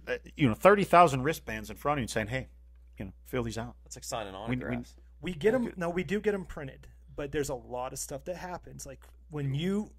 Right, documentation that goes with each one of those wristbands. So when you say. And it's not all computerized. Yeah, when you register for an event, and this goes for people anywhere. So you sign up for an event. Mm-hmm. Let's say you email us at info@totalarcherychallenge.com. Info@totalarcherychallenge.com is our customer service link. Yeah. But when you email that goes straight to Monica or one of her, only a couple customer service team members. So when you say, hey, 2 of my guys got a knock time at 12 and one other one got a knock time at 3, someone's manually going in, changing all that. And if that is after those wristbands are printed off, she's manually writing that on there for you. And it's Yeah. yeah, she is. And I'm awesome sure she's at what doing she that a does. lot because I see on the Facebook page the amount of people She's, that she's TAC mom, and Yeah. you listen to what she says because she's awesome at what she does, and I love her. And she's the one that really keeps the things rolling behind the scenes with the crew. So everybody has their own kind of niche. Like you have that core job, obviously, of what you have to do to keep things flowing, and she has her thing, and Sean's what he's kind of like that guy that's looking for that next event and saying, hey Rob, we need to take a look at this. Or so part of me coming on board full time was to help Sean. We were joking around about what my title was, but I think we were calling it strategic growth specialist or something like that. I love it. Fancy. Yeah, whatever you want to call it. Almost Vice sound like president of Sean's assistants. Long enough to abbreviate it. Yeah, exactly. We'll make some initials. Yeah. But my core job now, besides managing the sales, is for helping with that growth. Sean is, on paper, still the owner of TAC. So when he's at the event, he is making sure all things are firing at all cylinders. So he has over 1,000 events under his belt. Like, that's why you see these events run so smooth. We come from an event company. Sean did the color run for years on a national level, organizing and running that. I actually, when I worked for the military, I ran all the 5Ks for the base, and the color run was the hardest one to plan out, planning your course and planning all the logistics. yeah. So I can only imagine So doing he was it on doing the national scale, because I did it for one base, and that was it. But it's a lot. It's a lot of things to go into, and I don't know anything about the color run. I know TAC. That's about it. That's about all I've participated in. Color run is not as simple as it sounds to plan. So Yeah, when you're dealing with a city, local governments and everything, and he did that all the way out into Canada and other. So he took his knowledge of event running and applied it to archery, and that's why TAC is what it is.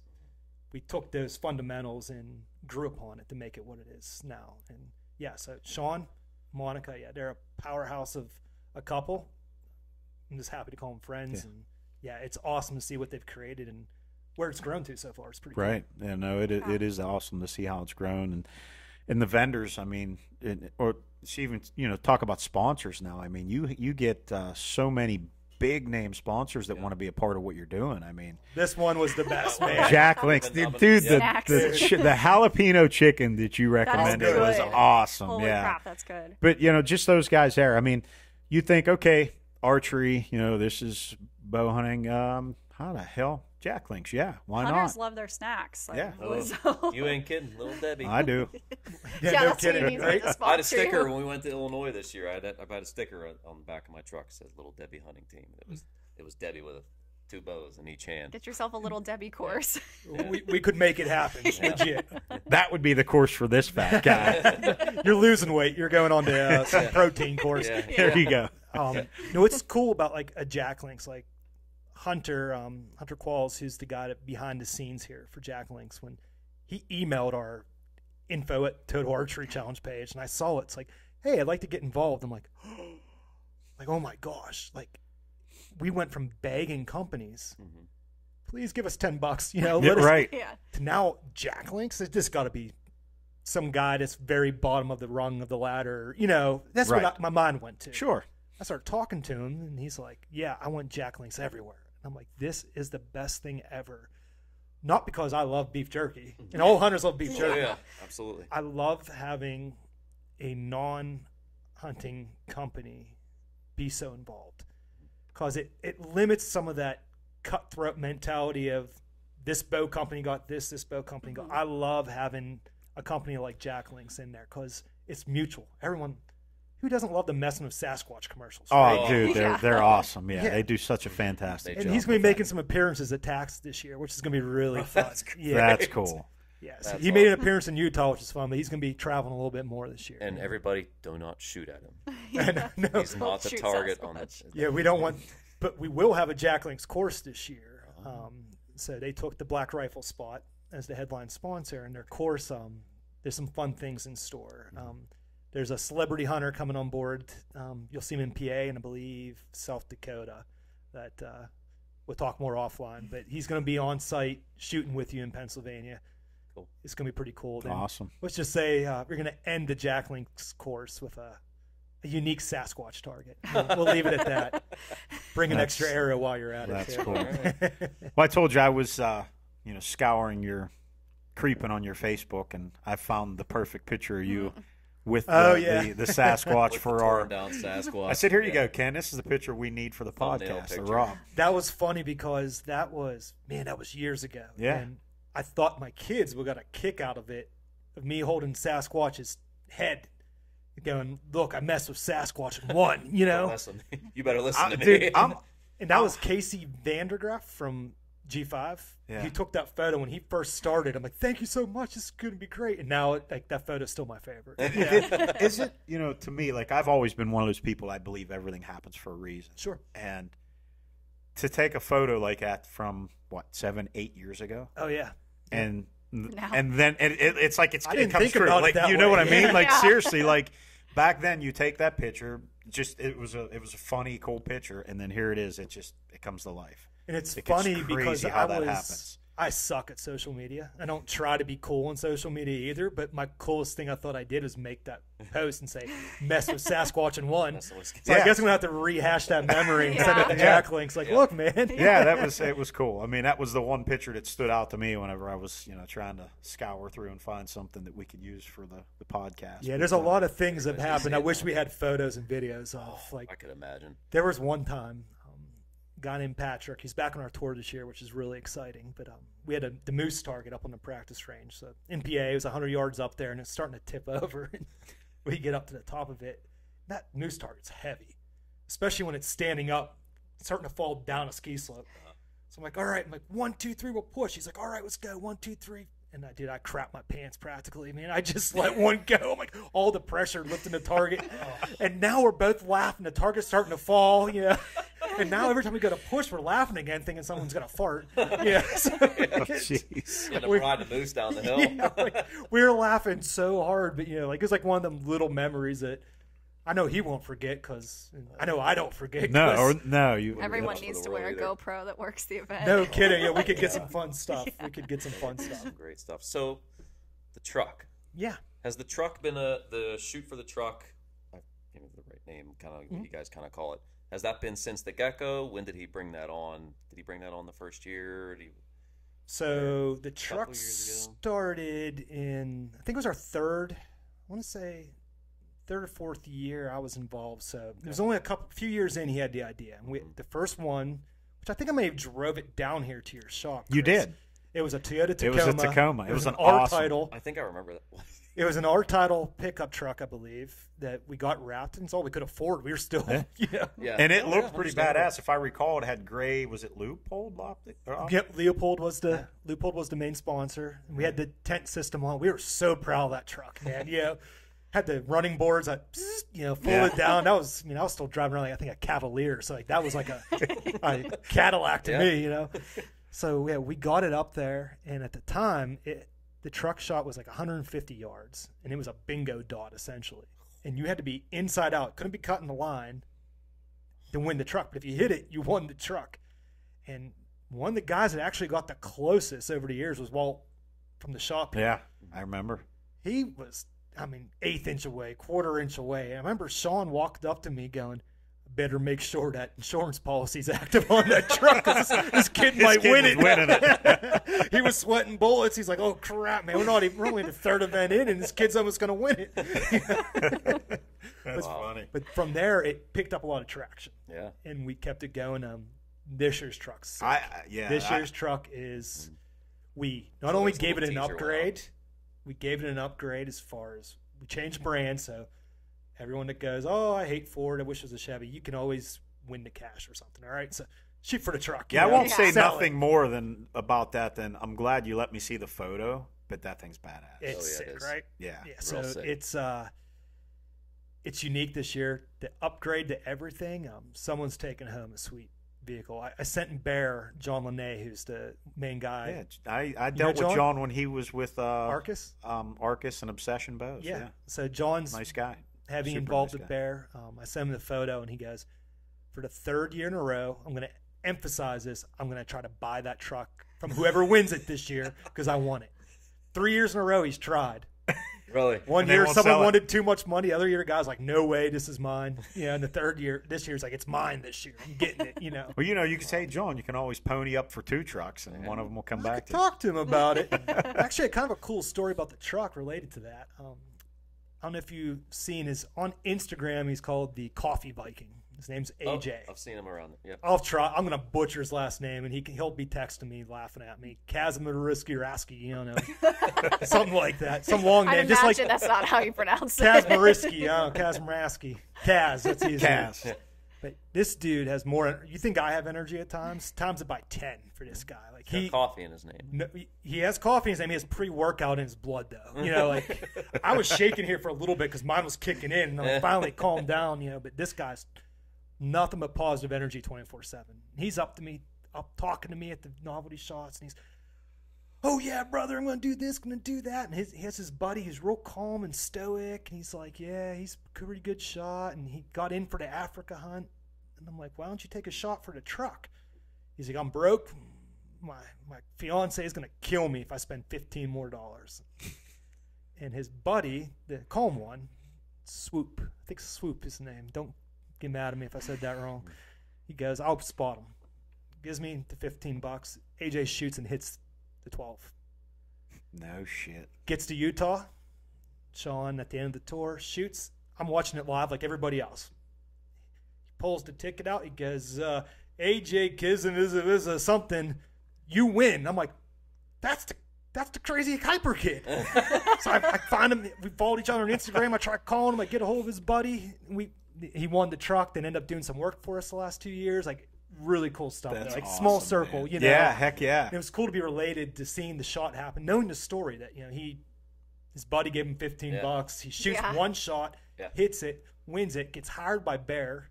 Now he works for Bear as a pro staff member, team member. Oh, that's great. That's awesome. And that's what's cool about our events. So Like, did they we're have a to like community arm wrestle that. or something over the truck since his buddy paid for it? No, his buddy's really cool. He's lucky he has a cool friend, you know. Yeah. But AJ told me, he told me when he was shooting for it, he goes, what do I win if I get this truck? And I had a bag of, was it Albanese gummy bears or Albanese? You see them at Sheetz. And Yeah. And he's like, if I win this truck, he goes, I'm buying you a bag of gummy bears because since you have a bag in there. I said, deal. Next year, I look over, I see him, you know, strolling up through the thing, and he just whips out, he has his phone up at me, whips out a thing of gummy bears and throws them at me. I'm like, hey, he followed through, you know? Yeah. So, to win that, just for someone that maybe this is their first year going, Yep. can you explain that, like kind of how that process works to win it? If they go to an event, oh, here's that shoot. Like, how does that Sure. run? So remember, keep this in mind because I plan on you investing this year to win it. All right. Sure will. It's so it's $15 a shot and it's 111 yards. Now that's 111 based on our rangefinder. So don't go there automatically if you're 111 yard pin. Right. You know, go there, range it like you normally would. But we set up. It's a Caribou and it's a 12 ring. It's $15 a shot, or we might be doing the 10 for 100. But if you or it's 11 shots for 100, excuse me. If you get it inside the 12 ring, can't be touching the line, you get entered to win. Now, I'll tell you from the first year we did that to now, that number has grown through the roof. Like You got a lot of people making that shot. compared to maybe it was 20 or 30, Yeah. now there might be 100 or plus, you know. It shows you how far people have come with shooting skills, Oh, yeah. but how many more people are Right. shooting at it too. But the shooting skills, there's guys hitting it multiple times per event. Oh, It's I'm sure there's wild. guys that are just out there just practicing that shot. Oh, they yeah. solely practice for that shot. Yeah. I got a Caribou target coming, and I'm thought about, I'm going to set this up somewhere and be like, TAC truck training 101, $5 a shot, get a chance to win my mini truck. Yeah, Yeah. that'd be me. I'll be you'd I'll want be the the one mini trying truck. to win the mini truck. Yeah, the mini truck's yeah. sweet. Wait till you guys, big truck, yeah, we know that one. The mini truck, Dave Eisman, our friend Dave Eisman of Creekside Graphics, he got the wrap going on it here in the next couple weeks. We got Yeti jumped on board as a sponsor. Our boys from Jack Links. It's gonna be one of a kind going across the mountain. It's gonna be some fun. That's gonna You're be gonna be sweet trying looking. to. You're gonna have enough drinks in you that you're gonna be trying to buy the mini truck at Seven Springs. Be calling mom, telling her what The you best, bought. hey, it has AC and heat. Name a side by side that's not like way outside the price range. It has all that. So Yeah. you know. And those things just look cool. It's a turd. You ain't going anywhere fast. It'll go there. It's push button 4-wheel drive, but They do have 4-wheel drive. That's awesome. oh yeah, this one's a 6-foot hydraulic dump bed. Yeah, Good target carrier. I picked my kids up from the bus stop in it just so people driving up and down the main road are like, "What on earth is that thing?" You know. And as soon as they get in, every time I start raising the dump truck. So, Dad, stop! You Embarrassing stop. them. Oh yeah. Oh, that's definitely something I would do. Yeah, yeah. Oh, that's what parents are good for, right? Absolutely. He had what was that old Chevy Tahoe that you had when I was in high school that I hated it? And he There's would nothing wrong with the one he with the would chrome wheels on it, the purposely- chrome grill. Chrome Grill. He would purposely pick me up from like basketball practice. He'd park in the Like something first Biggie row. Smalls would be riding in. See, I could see him with like an Affliction shirt on, Oh, a yeah. big bushy mustache with a little mullet thing going on, driving one of those. Affliction shirt. I see it. I'm sure I he totally had see one. it. Come on, tell me you can't He envision would it. park right outside the doors that I would come out of, and I'd be so mad. I'd get in and slam the door. That might be my get up for TAC. I gotta find an Affliction You shirt. had that, he built a geo tracker, sprayed it on. Yep, some type of '90s hip hop playing or something. Oh, I yeah. could see it. His Spinner Eminem. hubcaps. Yep. We could do that. Make that happen. We can take stencils and put Creek Archery on the sides, the new logo, Yep. like hand sketched on there. There you go. Mom Well, would be thinking a big about that, fan. like you guys got me on the spot, but we should do something fun this year. We should do something. Not only are we going to try to do some live podcasts with everybody, which will be super fun. You're hearing all these fun things. We got to do something unique at your booth. Yeah. we can Let's do get that. something outside the That's- box. Absolutely. Let's, Or we should do a Creek novelty shot. We can do an novelty shot. Oh yeah. All right, so we need a Photoshop photo or a photo shoot of him with the Affliction shirt, the mustache on, and everyone has to shoot at Oh, Chris. Have you ever seen his golf shirts? We could buy him a shirt. Oh, There. you know Yeah. what? Yeah, had the chest hair hanging out. I see it coming. Whatever you want to do, man. We I'm gotta on do board. something. We could have him like the golf pose up there, like with the stick. Yeah. All right. We could do something fun. I think we can. Absolutely. For sure. That'd be cool. Hell yeah. Or I'm all about it. I'm on board with Mom's that. not going to be there, so you can't embarrass her. Oh, she'll show up. She'll be there. Yeah, or we could have like whoever She's been shows with up me. in this garb, like this outfit, gets entered to win them both through Creek Archery. And so many Yeah. crazy dressed people we have. I've had people show up in onesies. I can I had see people that. in bathing suits, Crocs, lots of Crocs, walking the mountain. You see some Wow. I could only imagine. Oh, you see some interesting things. It was pretty cool in Utah. There was a whole bachelor party, and then I think there was a bachelorette party too. They all had matching shirts and stuff. It was pretty cool. It's pretty neat. I was going to say, there you go. That's what we can do. yeah, but like we'd have to do a different day though. No. Or we You could go the host. same Also, day. I have no friends that would be in a bachelorette group that would go to TAC with me. They can just walk the them. mountain with you, Yeah. break an ankle while they're at it. Get one of those big heads on a cardboard stick and walk Well, around with it. So no one's ever gotten married on the TAC course. We've had proposals. I can Yeah. see We that. had one in PA this year, I think. I'll give you some good ideas. I know where some Yeah. scenic shots are. Oh, There you okay. go. You can do what I did, because everyone in my family was already, my wife's family and my family were already planning our wedding, right? That's, Already planning it. Yeah. Not even engaged yet, you know. So I bought the ring. I'm like, how am I going to do this? It's unique. So she hated when I went to Mount Pleasant and hang out with my friends, because we were out there drinking in the garage, and I told her we had to go pick up some tools. We're supposed to go out to dinner, and she's so mad. She's not saying it. We're still in the lovey-dovey, not tell you how you're exactly feeling stage, maybe. I acted like my truck broke down right in front of Overly's, right in front of the Christmas lights. And I'm out there like, get out here. You won't believe what happened. She's like, I can't believe this. That's when I proposed. So I got away with it, but you he know. keeps saying he's waiting That's to awesome. catch me off guard, and I'm like, how in the world are you going to Least do expected. All right, so here's the deal. Least expected. The cliff shot and knock on. We'll shot You're going to have that a twice. crowd of people. We can get someone to say, hey, oh, man, I ruined it, though. I got other ideas, Yeah. so don't worry. Exactly. All right. We got some Get her- good ones. Somebody's got to kick him in the ass to do it, Later. so we'll. We'll get her figured out. The cliff shot was fun. So 2 years in a row, I shot that one. Walt was even working, so I think Walt was just getting a kick out of watching the guys. But Oh, yeah. that's a steep shot. It's different. You know, what's funny about the cliff shot is when I asked Seven Springs, Sean and I were like, can you give us more space? Where can we set up at some more space? And the guy goes, we could go down this way, but there's a cliff. I'm like, no, we're going down that way. Correct. We're going Yeah, down. that's perfect. Yeah. I got to the edge of it. He's like, no, we're not going to allow this. And luckily they did. And then But us East Coast guys, that's a steep. whitetail hunter's shot. Yeah, right there. it is, and that's a big shot for us. Out west, they're like, what? Yeah. This is like just another day. Yeah, we'll jump off of this sucker. Meanwhile, I put ropes up going down the hill. Oh yeah, so people wouldn't fall. You're handing your bow to your buddy to get down, and then somehow those ropes are still standing. Really? I went up there with a digging bar and slate. I mean, that's this rocky, shelly stuff, and I dug these things out. That put the saccrete in. The post is still wiggling around. Tied ropes up. I'm like, if it saves somebody, I mean, they're bent the hell and back. I mean, they're all over the place, right? But they're still standing. It saved people from falling each year. So. Yeah, they hold it. Did their job. With the safety perspective that you guys talk about, I mean, you've got a guy up on top, you have a guy on bottom, holler and clear. Yep. Just to stress the safety. So that's what's nice too. Yeah, and like you said, that shot's steep enough that you don't have to worry about the arrow kind of going off into space. But you always have the option of the fear of a pre-release, right? It happens. You've seen it happen in your shot probably a million times. Pulling back, bumping the thumb button or something. You know, because at that steep shot, you're drawing back in your regular position, get your form in, and then you're bending over at the waist to come down into it. That's absolutely, where the danger can come into it. So people love those shots, man. And when I saw it, I'm like, oh my gosh, this is gonna be the coolest shot in Pennsylvania ever. And I'm thinking this year we might change that. Maybe put like a little groundhog or something down there, something to really mess with people. With a steel plate behind it. We won't need it. There's enough rocks. Yeah, it's so rock. The one that always got me was it was on the Dudley course. Was the armadillo across that on the lake? Oh my. The amount of arrows, because the armadillo is right on the water line, right off the water line. The amount of arrows that are just in far enough that guys don't want to get their have a soaked sock for the rest of the day. Absolutely, they're just leaving their arrow there, and it's just like a stack of arrows.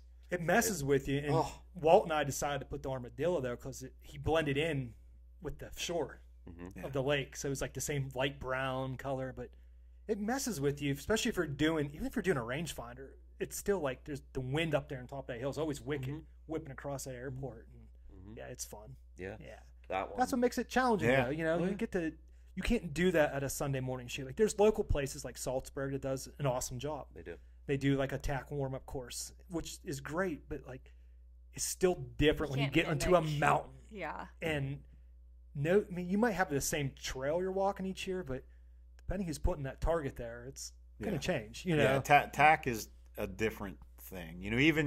Even what I'd call that I remember your easy shots, like what I think when I was up there, it was the locals course. You go out there and you think, oh, well, this is just a 30-yard shot at a whitetail that's broadside. And then you look and you hear this loud crack. Oh, well, there was a 2-inch limb in front of the vital. Yeah, it's not like it's not your average course. Coming like me being somebody that's new to shooting or somebody that's never been to TAC for Seven Springs specifically, what would be like the best like newer shooter course or like newbie course to start with? Oh, that's a great question. The cool part about TAC is you can go in any course you want to. You can walk in as close as you want and shoot. But once you get there, most people say, I'm just going to walk in closer. But once you're there, the pressure's on. It's like, I got to try to make that shot. Can I do this one? I'd just be like, no, I'm going to do it from here and we'll see. But so that would be the Leopold course. The Leopold, I think we go out to 60 yards.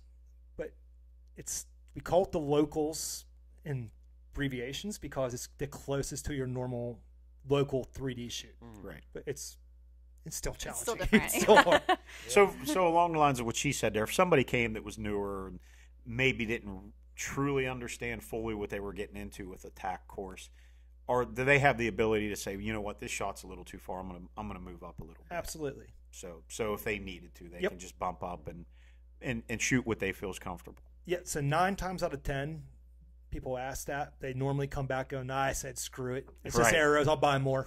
Yeah, I'm just gonna say I love to hear that. I love to hear that. Yeah, I will be at the PA booth with arrows if you need them. Yeah, I was gonna say, if I take my bow up with me, I'm gonna go back to the booth and be like, Dad, I'm out of arrows. We've had guys with recurves shoot those 100-some-yard bombs. That's it's Joe awesome. Tokarowski, when he hit that target. Oh, he hit the caribou right in the nose. Yeah. Hit the caribou with his 150 recurve. yards. It was awesome. Oh, yeah. You heard him yahoo across the whole resort. That arrow's up there for like an hour. Woo, woo. The arch up in the air. You're watching it blow in the wind like a kite this way, then back that way, and then it just like and hits the thing right in the nose. I was standing right there when that happened. That was awesome. It was the coolest thing ever. Yeah. I'm sure you're seeing more and more of that too, because I feel like that's really up and coming here. Is just the traditional. Yeah, we're hunting getting and more shooting. for sure. Yeah. Yeah, there's more of that. Like you said, it's getting more and more popular again. I think this is just my opinion, and take it for what it's worth.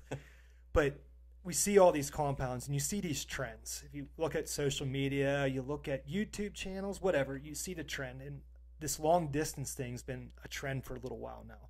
So I think a lot of people get to that point and like, what's the next challenge? And they switch to the stick and strings. You know, they go traditional. Like even look at Aaron Snyder with Kafaru. Right. He went. I mean, he still dabbles, I think, in both bows, but he said, "I want the next challenge. What is it going to be?" Yeah, I was just listening to one of his podcasts the other day, and he had Chris Perino on there, and that's what they were talking about. And yeah, Aaron said he was going back. You know, not that he wasn't going to shoot his compounds or whatever, but you know, it was kind of dabbling back and forth with the trad stuff. And I know myself, like since I started hunting Illinois and Ohio and getting after some of the bigger mature whitetails, the 4.5, 5.5 year old plus bucks. You know, Pennsylvania, we never really had that opportunity as much as you do out there. Sure. So as I started to get lucky enough to kill some of these bigger deer in the Midwest, come back home, and those 100-inch bucks and 110-inch bucks just weren't as exciting. So for me, having Walt here, who's big into the trad stuff, that got me into it. And now, like this year, I've committed to strictly using my recurve in Pennsylvania because it's going to up that challenge for me now. You know, I'm not that good. Deer gets me excited still. Yeah. I don't know. So, but you know, when you know that I can, for me, it was always okay if I could stay here in PA and hunt a 100-inch deer, or I can drive to my 1,000-acre lease that's only an hour away in Ohio and hunt a 160-inch deer. What am I going to do? And I knew that I'm like, well, if I get the opportunity, then I'm just driving there. But if I put the recurve in my hands back here in Pennsylvania, I feel like for me, that's going to be as much of a challenge on that smaller buck as it would be to take my compound to Ohio. Absolutely. And I think that's what's cool about some of this is related to TAC, but just in this hunting stuff. And you guys see more of this than anybody, but everyone's challenge can be a little different. You know, and you can, as long as you're ethical and a good shot with your bow, that is a good challenge to take. Yeah. People ask, like, I used to think I was a good hunter. I think I still am. I think I can still, you know, gun to the head. I'll get you that 130-inch buck if you needed it. Yeah. But I changed my whole perspective the last couple of years because my challenge now is I want my kids to succeed. Yeah. Right. I hunted maybe 3 or 4 days last year, but I had the best season ever watching Roman out there for his compound shooting everything that walks by. You know. Right. Yeah. I mean, I got tired of chipmunk. I got tired of butchering deer. I'm like, all right, boy, you're done. You know, this is. But it's cool to see how you can take these different challenges. Like for you, Megan, like you got the ultimate challenge, but it's gonna be you're gonna have so much stinking fun with it. Use TAC as something to prep.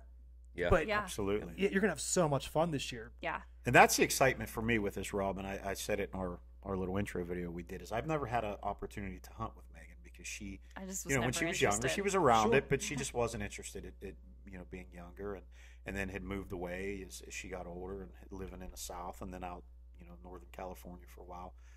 But her coming back here is now giving me that opportunity, and I'm so looking forward to that, to get out there and hunt with her. And, you know, having her new bow coming here soon and getting that set up. So No, that's so yeah, fun. you know, I'm so even though excited. she's not that, you know, 8, 9, 10-year-old little girl anymore, you know, we still get that opportunity to have that hunt together. That first hunt is going to happen, you know, That's awesome.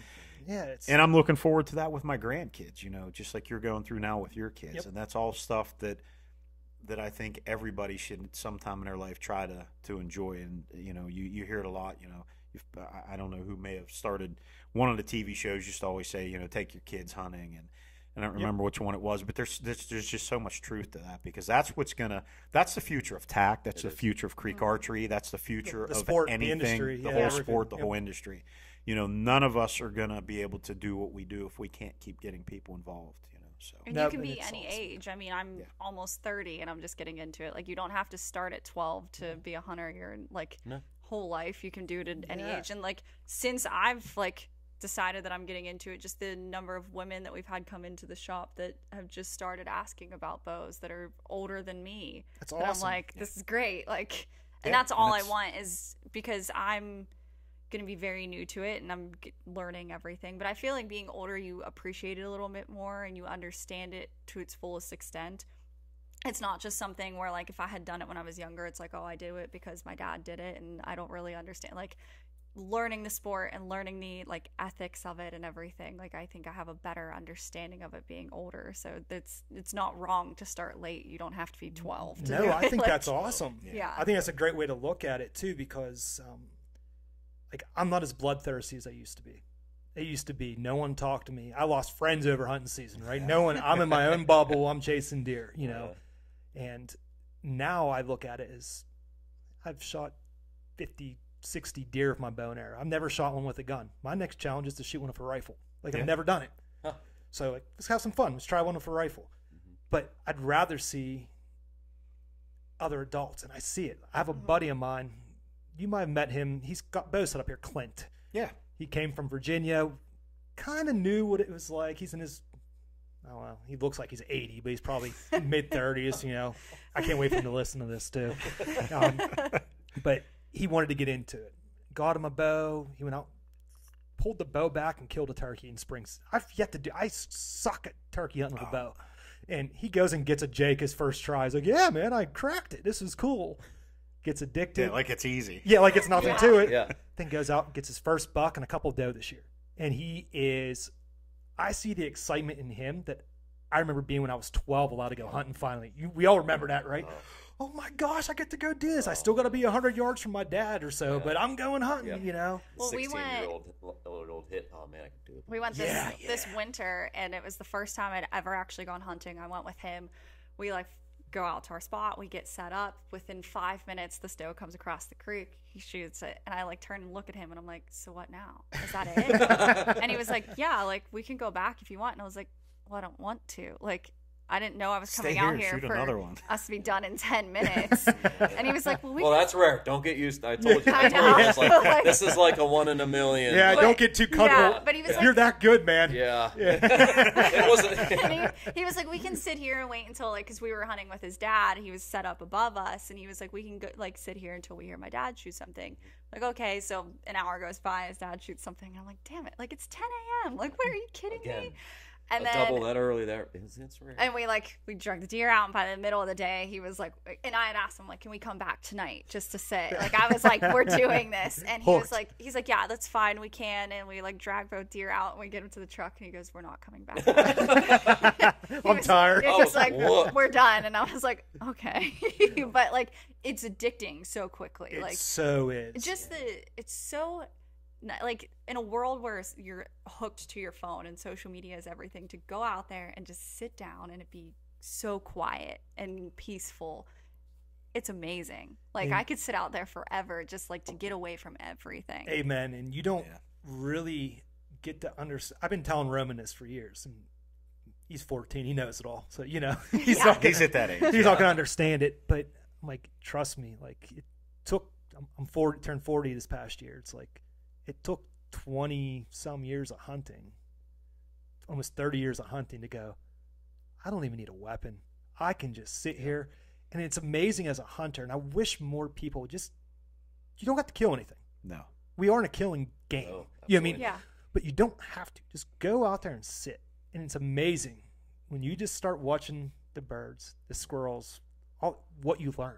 And how entertaining it is. It's the best TV show. And your brain's just going Absolutely. the whole time because you're hearing Absolutely. all these noises around you, but you can't, like, see everything that's happening. So you're just, like, sitting there. You're so, like, tuned into it, and you hear these noises, and you're like, "What is that?" And you're, like, looking around. Like, it's like the best brain exercise ever. Oh, because it you're is. just, like, firing on The all things cylinders. you see out there, you know, Yeah. like sitting in a stand and having a nice young red fox running past me and, you know, barking, or another time in a stand having two, you know, small, you know, gray fox rolling around wrestling with each other. You know, those aren't things that you're going to see. No, not in New York. No. Sitting in the middle of Pittsburgh. No. Nope. You know, you're not. Oh, no, I saw the foxes rolling around with each other. Two What are the you ones talking that walk on about? their back legs the whole It's a time. different kind of fox. Furry Festival 2024. I mean, I'll take you down and Yeah. show you where it's all going down. I guess I didn't think of it that way. But you know, like you said, those were two instances. I had no intentions on killing those animals. Was never going to happen. But those are things that I appreciated as God's creatures that I could sit there and watch and see. And you won't get that opportunity unless you're in the outdoors. And that's what's so nice about it. Jason Mears and I, we got super lucky and blessed this past couple of years where my uncle owned a 100-acre farm in Bethesda, Ohio. And we hunted this farm I took him out there 20-some years ago, right?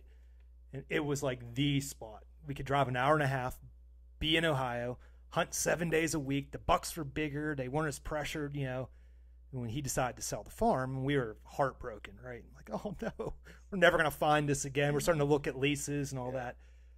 The landowner across the street, we meet him. He invites us, after some talk and getting to know each other, invites us to hunt his farm. And Mike and his wife, they can't thank him enough, for letting us hunt his property.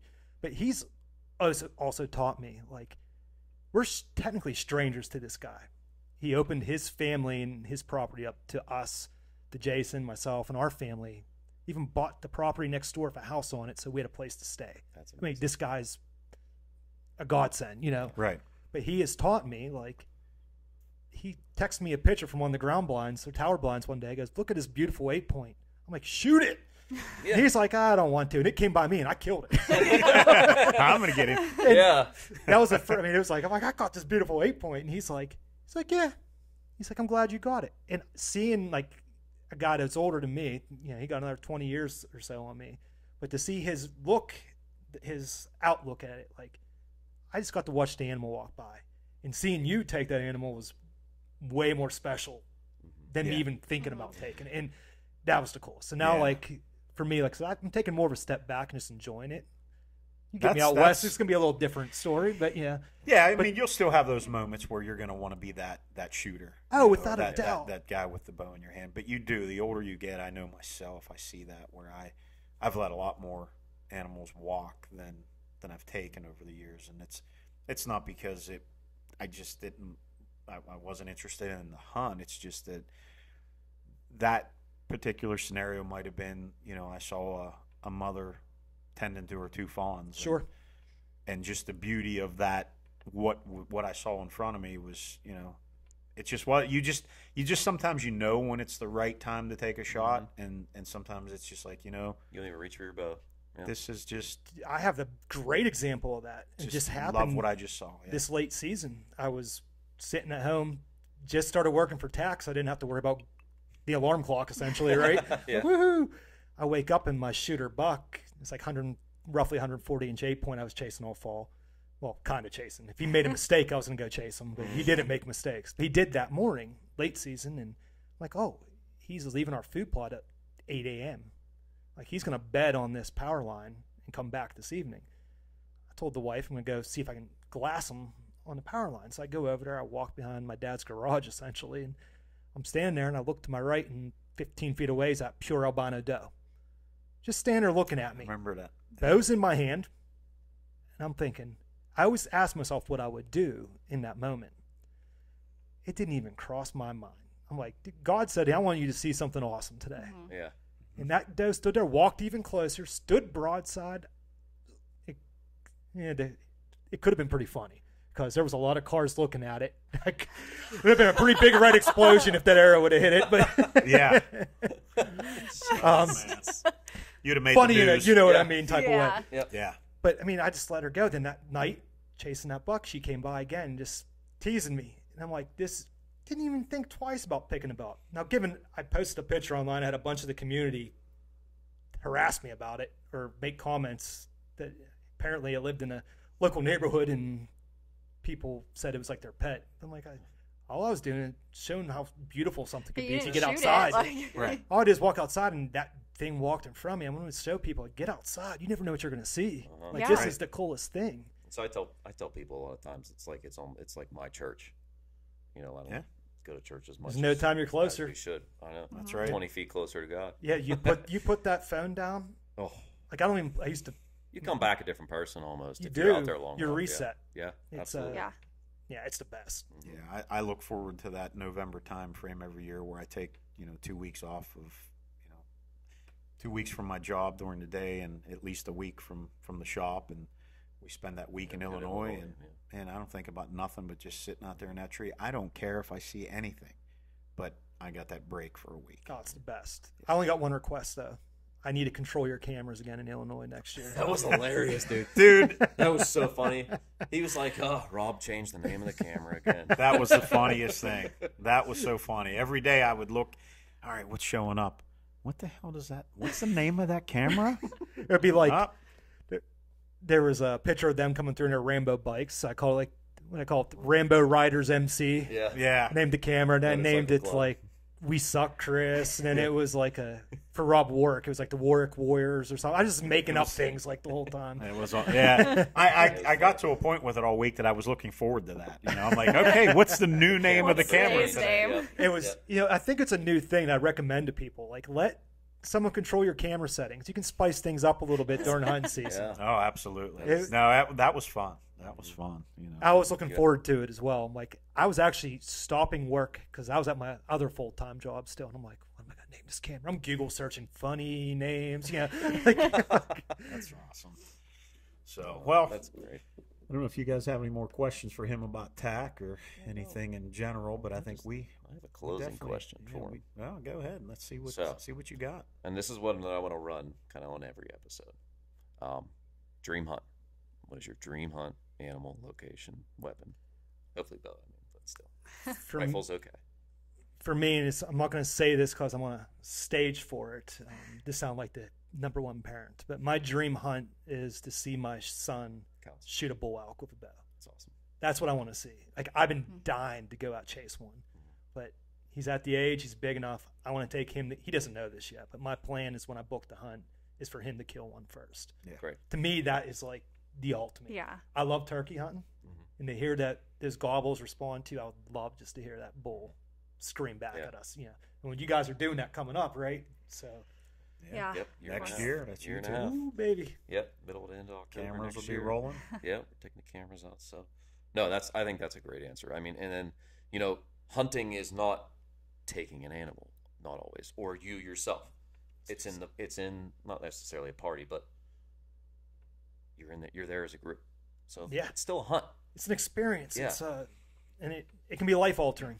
Really. Right. Well, that's I'm going out as a non-hunter in Colorado. I'm Yeah, not she's going coming out as a there to non-hunter. hunt it. But as soon as he started toying around with the idea of booking a hunt, I'm like, let's do it. And he was like, well, are you going to come too? I'm like, absolutely. Like, There will but- be no better vacation. Yeah, exactly. I- I'm so excited about it. I can't sit at a beach for more than 2 Me days. neither. Yeah. Nope. I can't do it. Yeah. Especially now that I don't drink. I couldn't. No way I could be sober sitting on the beach for more than 2 days. Yeah. I can't do it neither. I got to rent jet skis. I got to do something. Yeah, Yeah. I can't do it. I cannot I used to sit bring still. Petersons with me, just like to get close to the magazines, get to the woods, But It's great. give me 10 days in the woods. I don't know how someone doesn't come back feeling good after that. Yeah. You know? When I spent a week in Saskatchewan on my bear hunt, that you want to talk about a place that is just so serene and just beautiful. I mean, staring out over those lakes up there, I could live there. I don't need the big city life or any of that stuff. You put me in a little cabin out in the middle of nowhere like that, Good. I'm good. You Yeah. just need somebody to talk to. You drive the animals. Oh, I talk because you'd be out there just talking to squirrels I all talk day. to squirrels. I wouldn't care. With his mustache and his affliction shirt on. It's gonna be the novelty Absolutely. shot. Oh, that's great. I'm like, No, you that's- guys don't understand. I got a novelty shot coming up. I got to prepare for. Booyah, something like that. Yeah. No, that's a perfect Yeah. answer. Yeah. Perfect No. answer to that question. Well, I really appreciate you guys having me come on as guest numero uno. It was Yeah. This That's the way to was start it off. this is exactly what we were expecting and knew that it would be a fun time. It would be exciting, and we wanted to have you here. As a good friend of ours, and just to also let everybody out there that follows you, because there's a lot of followers you have Sure. for TAC, to just know a little bit about who you are and how this started for you, and take it easy on Rob whenever you're getting pissed off Yeah. because things aren't Right. quite the way you expect. But Guy's busy. you're doing, not just you, but your crew does a fantastic They do. job for They every really do. event, everything you're doing, all the work you put into it, and it's it shows. It absolutely shows. The passion's out there from the listeners that that we have, that You know, and those same people that come into our shop that we hear talk about what you do and talk about, you know, I don't have people coming in my shop saying I'm preparing for the local shoot. It's TAC. always TAC. I'm preparing for TAC. It's So, become a lifestyle now. yeah, it And has, so- and you know, so hats off to you guys for how thank you. hard you've worked to create what you've created. You know. And the non-scripted reply to that is, it's not possible without the shooters. It's not. Without the shooters, without the support, without our awesome partners, like, we thank 100%. everybody. People that get upset, excited, it's all good. Yeah, 100%, man. You know, We're here. We just appreciate the fact that you want to join us, and we just can't wait to give you some more opportunities next year. To keep an eye on the social. That's It's it. coming. Yeah. yeah. So with that said, how where should everyone go and look or look up if they want to, you know, check out what you guys got going on, your websites, your social media, your podcasts? Yeah, so our website's totalarcherychallenge.com. We have a podcast called Life It's Better with a Bow, where we interview people on our tour. We try to get people just some cool stories, just how they're involved. And we have a guy I think he got kidnapped in Africa and then escaped. So, like, we have some cool stuff Jeez. coming down. Oh, Yeah. well, that's a story. Yeah, a little bit of a story. Yeah. I don't know how you follow that one. Yeah. but- Yeah. One time I went to the bathroom in the woods. Yeah. But no, our social channels are just really Total Archery Challenge. My Venmo is, Absolutely. no, but we appreciate everybody. And again, thank you guys for having me on board. Oh, and absolutely, man. look forward to another one and having you guys up at the event doing some live. I'm excited. definitely looking forward to Just it. listen Yeah. for It's the gonna be arrows fun. all running. Yeah. Oh, yes. We'll help you out with We'll that. be for busy. sure. But, Yeah, Ching, we'll be ching, ching. Mike Egros, the guy that you shot with that very Oh, yeah. first event, will be sitting there cutting arrows. And I remember last time we were there, it was about, I think the event ended at like 6 p.m., 6:30. The shooters were down off the mountain, and it's pushing 8 o'clock, and we're still cutting arrows. And he looked at me and said, "Stop. I'm telling you now, said, don't hand me another arrow. I'm done. I'm not doing it." Well, I'll recommend the mic. It's like $5 a dozen or something, you know. Tip jar. We'd have to Yeah. say Yeah, there you tip go. Yeah, Tip get him a jar for tip the jar. arrow cutter. His Yeah. Venmo. Yeah, Mike's Venmo is. Yeah. Absolutely. So, well, hey, thanks, Rob. Appreciate your friendship. Appreciate you coming on here because I know you're a busy man, and this is your busy time. So thank you for joining us. Yep. And we're definitely got to get you back on here again to do this. This was a lot of fun, Me and too. I'm sure Me that I'm sure that after this season you'll have a lot more funny and interesting stories to talk about. And So, we only scratched the surface on some here, too. Oh, I bet. yeah, I mean, we could probably sit here all night and talk, but Absolutely. got to bring you back. So, hey, thank you. Everyone listening, everybody viewing this, thank you. We appreciate you guys. Yeah. Yeah. Megan, Ken, Appreciate it. any last words? Hit that YouTube, hit that subscribe button, that alert button. Let you know whenever we get new videos posted up. Thank you to Toyota of Greensburg again Yes, Brian. and for your Ryan. sponsorship, Brian and Ryan. If you guys are interested, Big outdoorsmen, Yes, they outdoors are. women up there at Toyota. Mhm. If you want to get a lifted truck, they can put a factory lift on it for Nice. you. Anything you They'll want. hook So. you up. Yeah. Nice. Anything you guys want. So, thank you again, everybody. All right, guys. Thank you for tuning in. Rob, thank you. Yep. And we will catch you. Episode number 2 will be Episode coming number at you 2 is soon. Coming at you soon. Yep. All right, guys. Thanks, everybody. Take Thanks. care. All right, Thank you. you for attending today's episode of Broken Knock Outdoors, brought to you by Toyota of Greensburg. We'll see you next time. Booyah. That's right.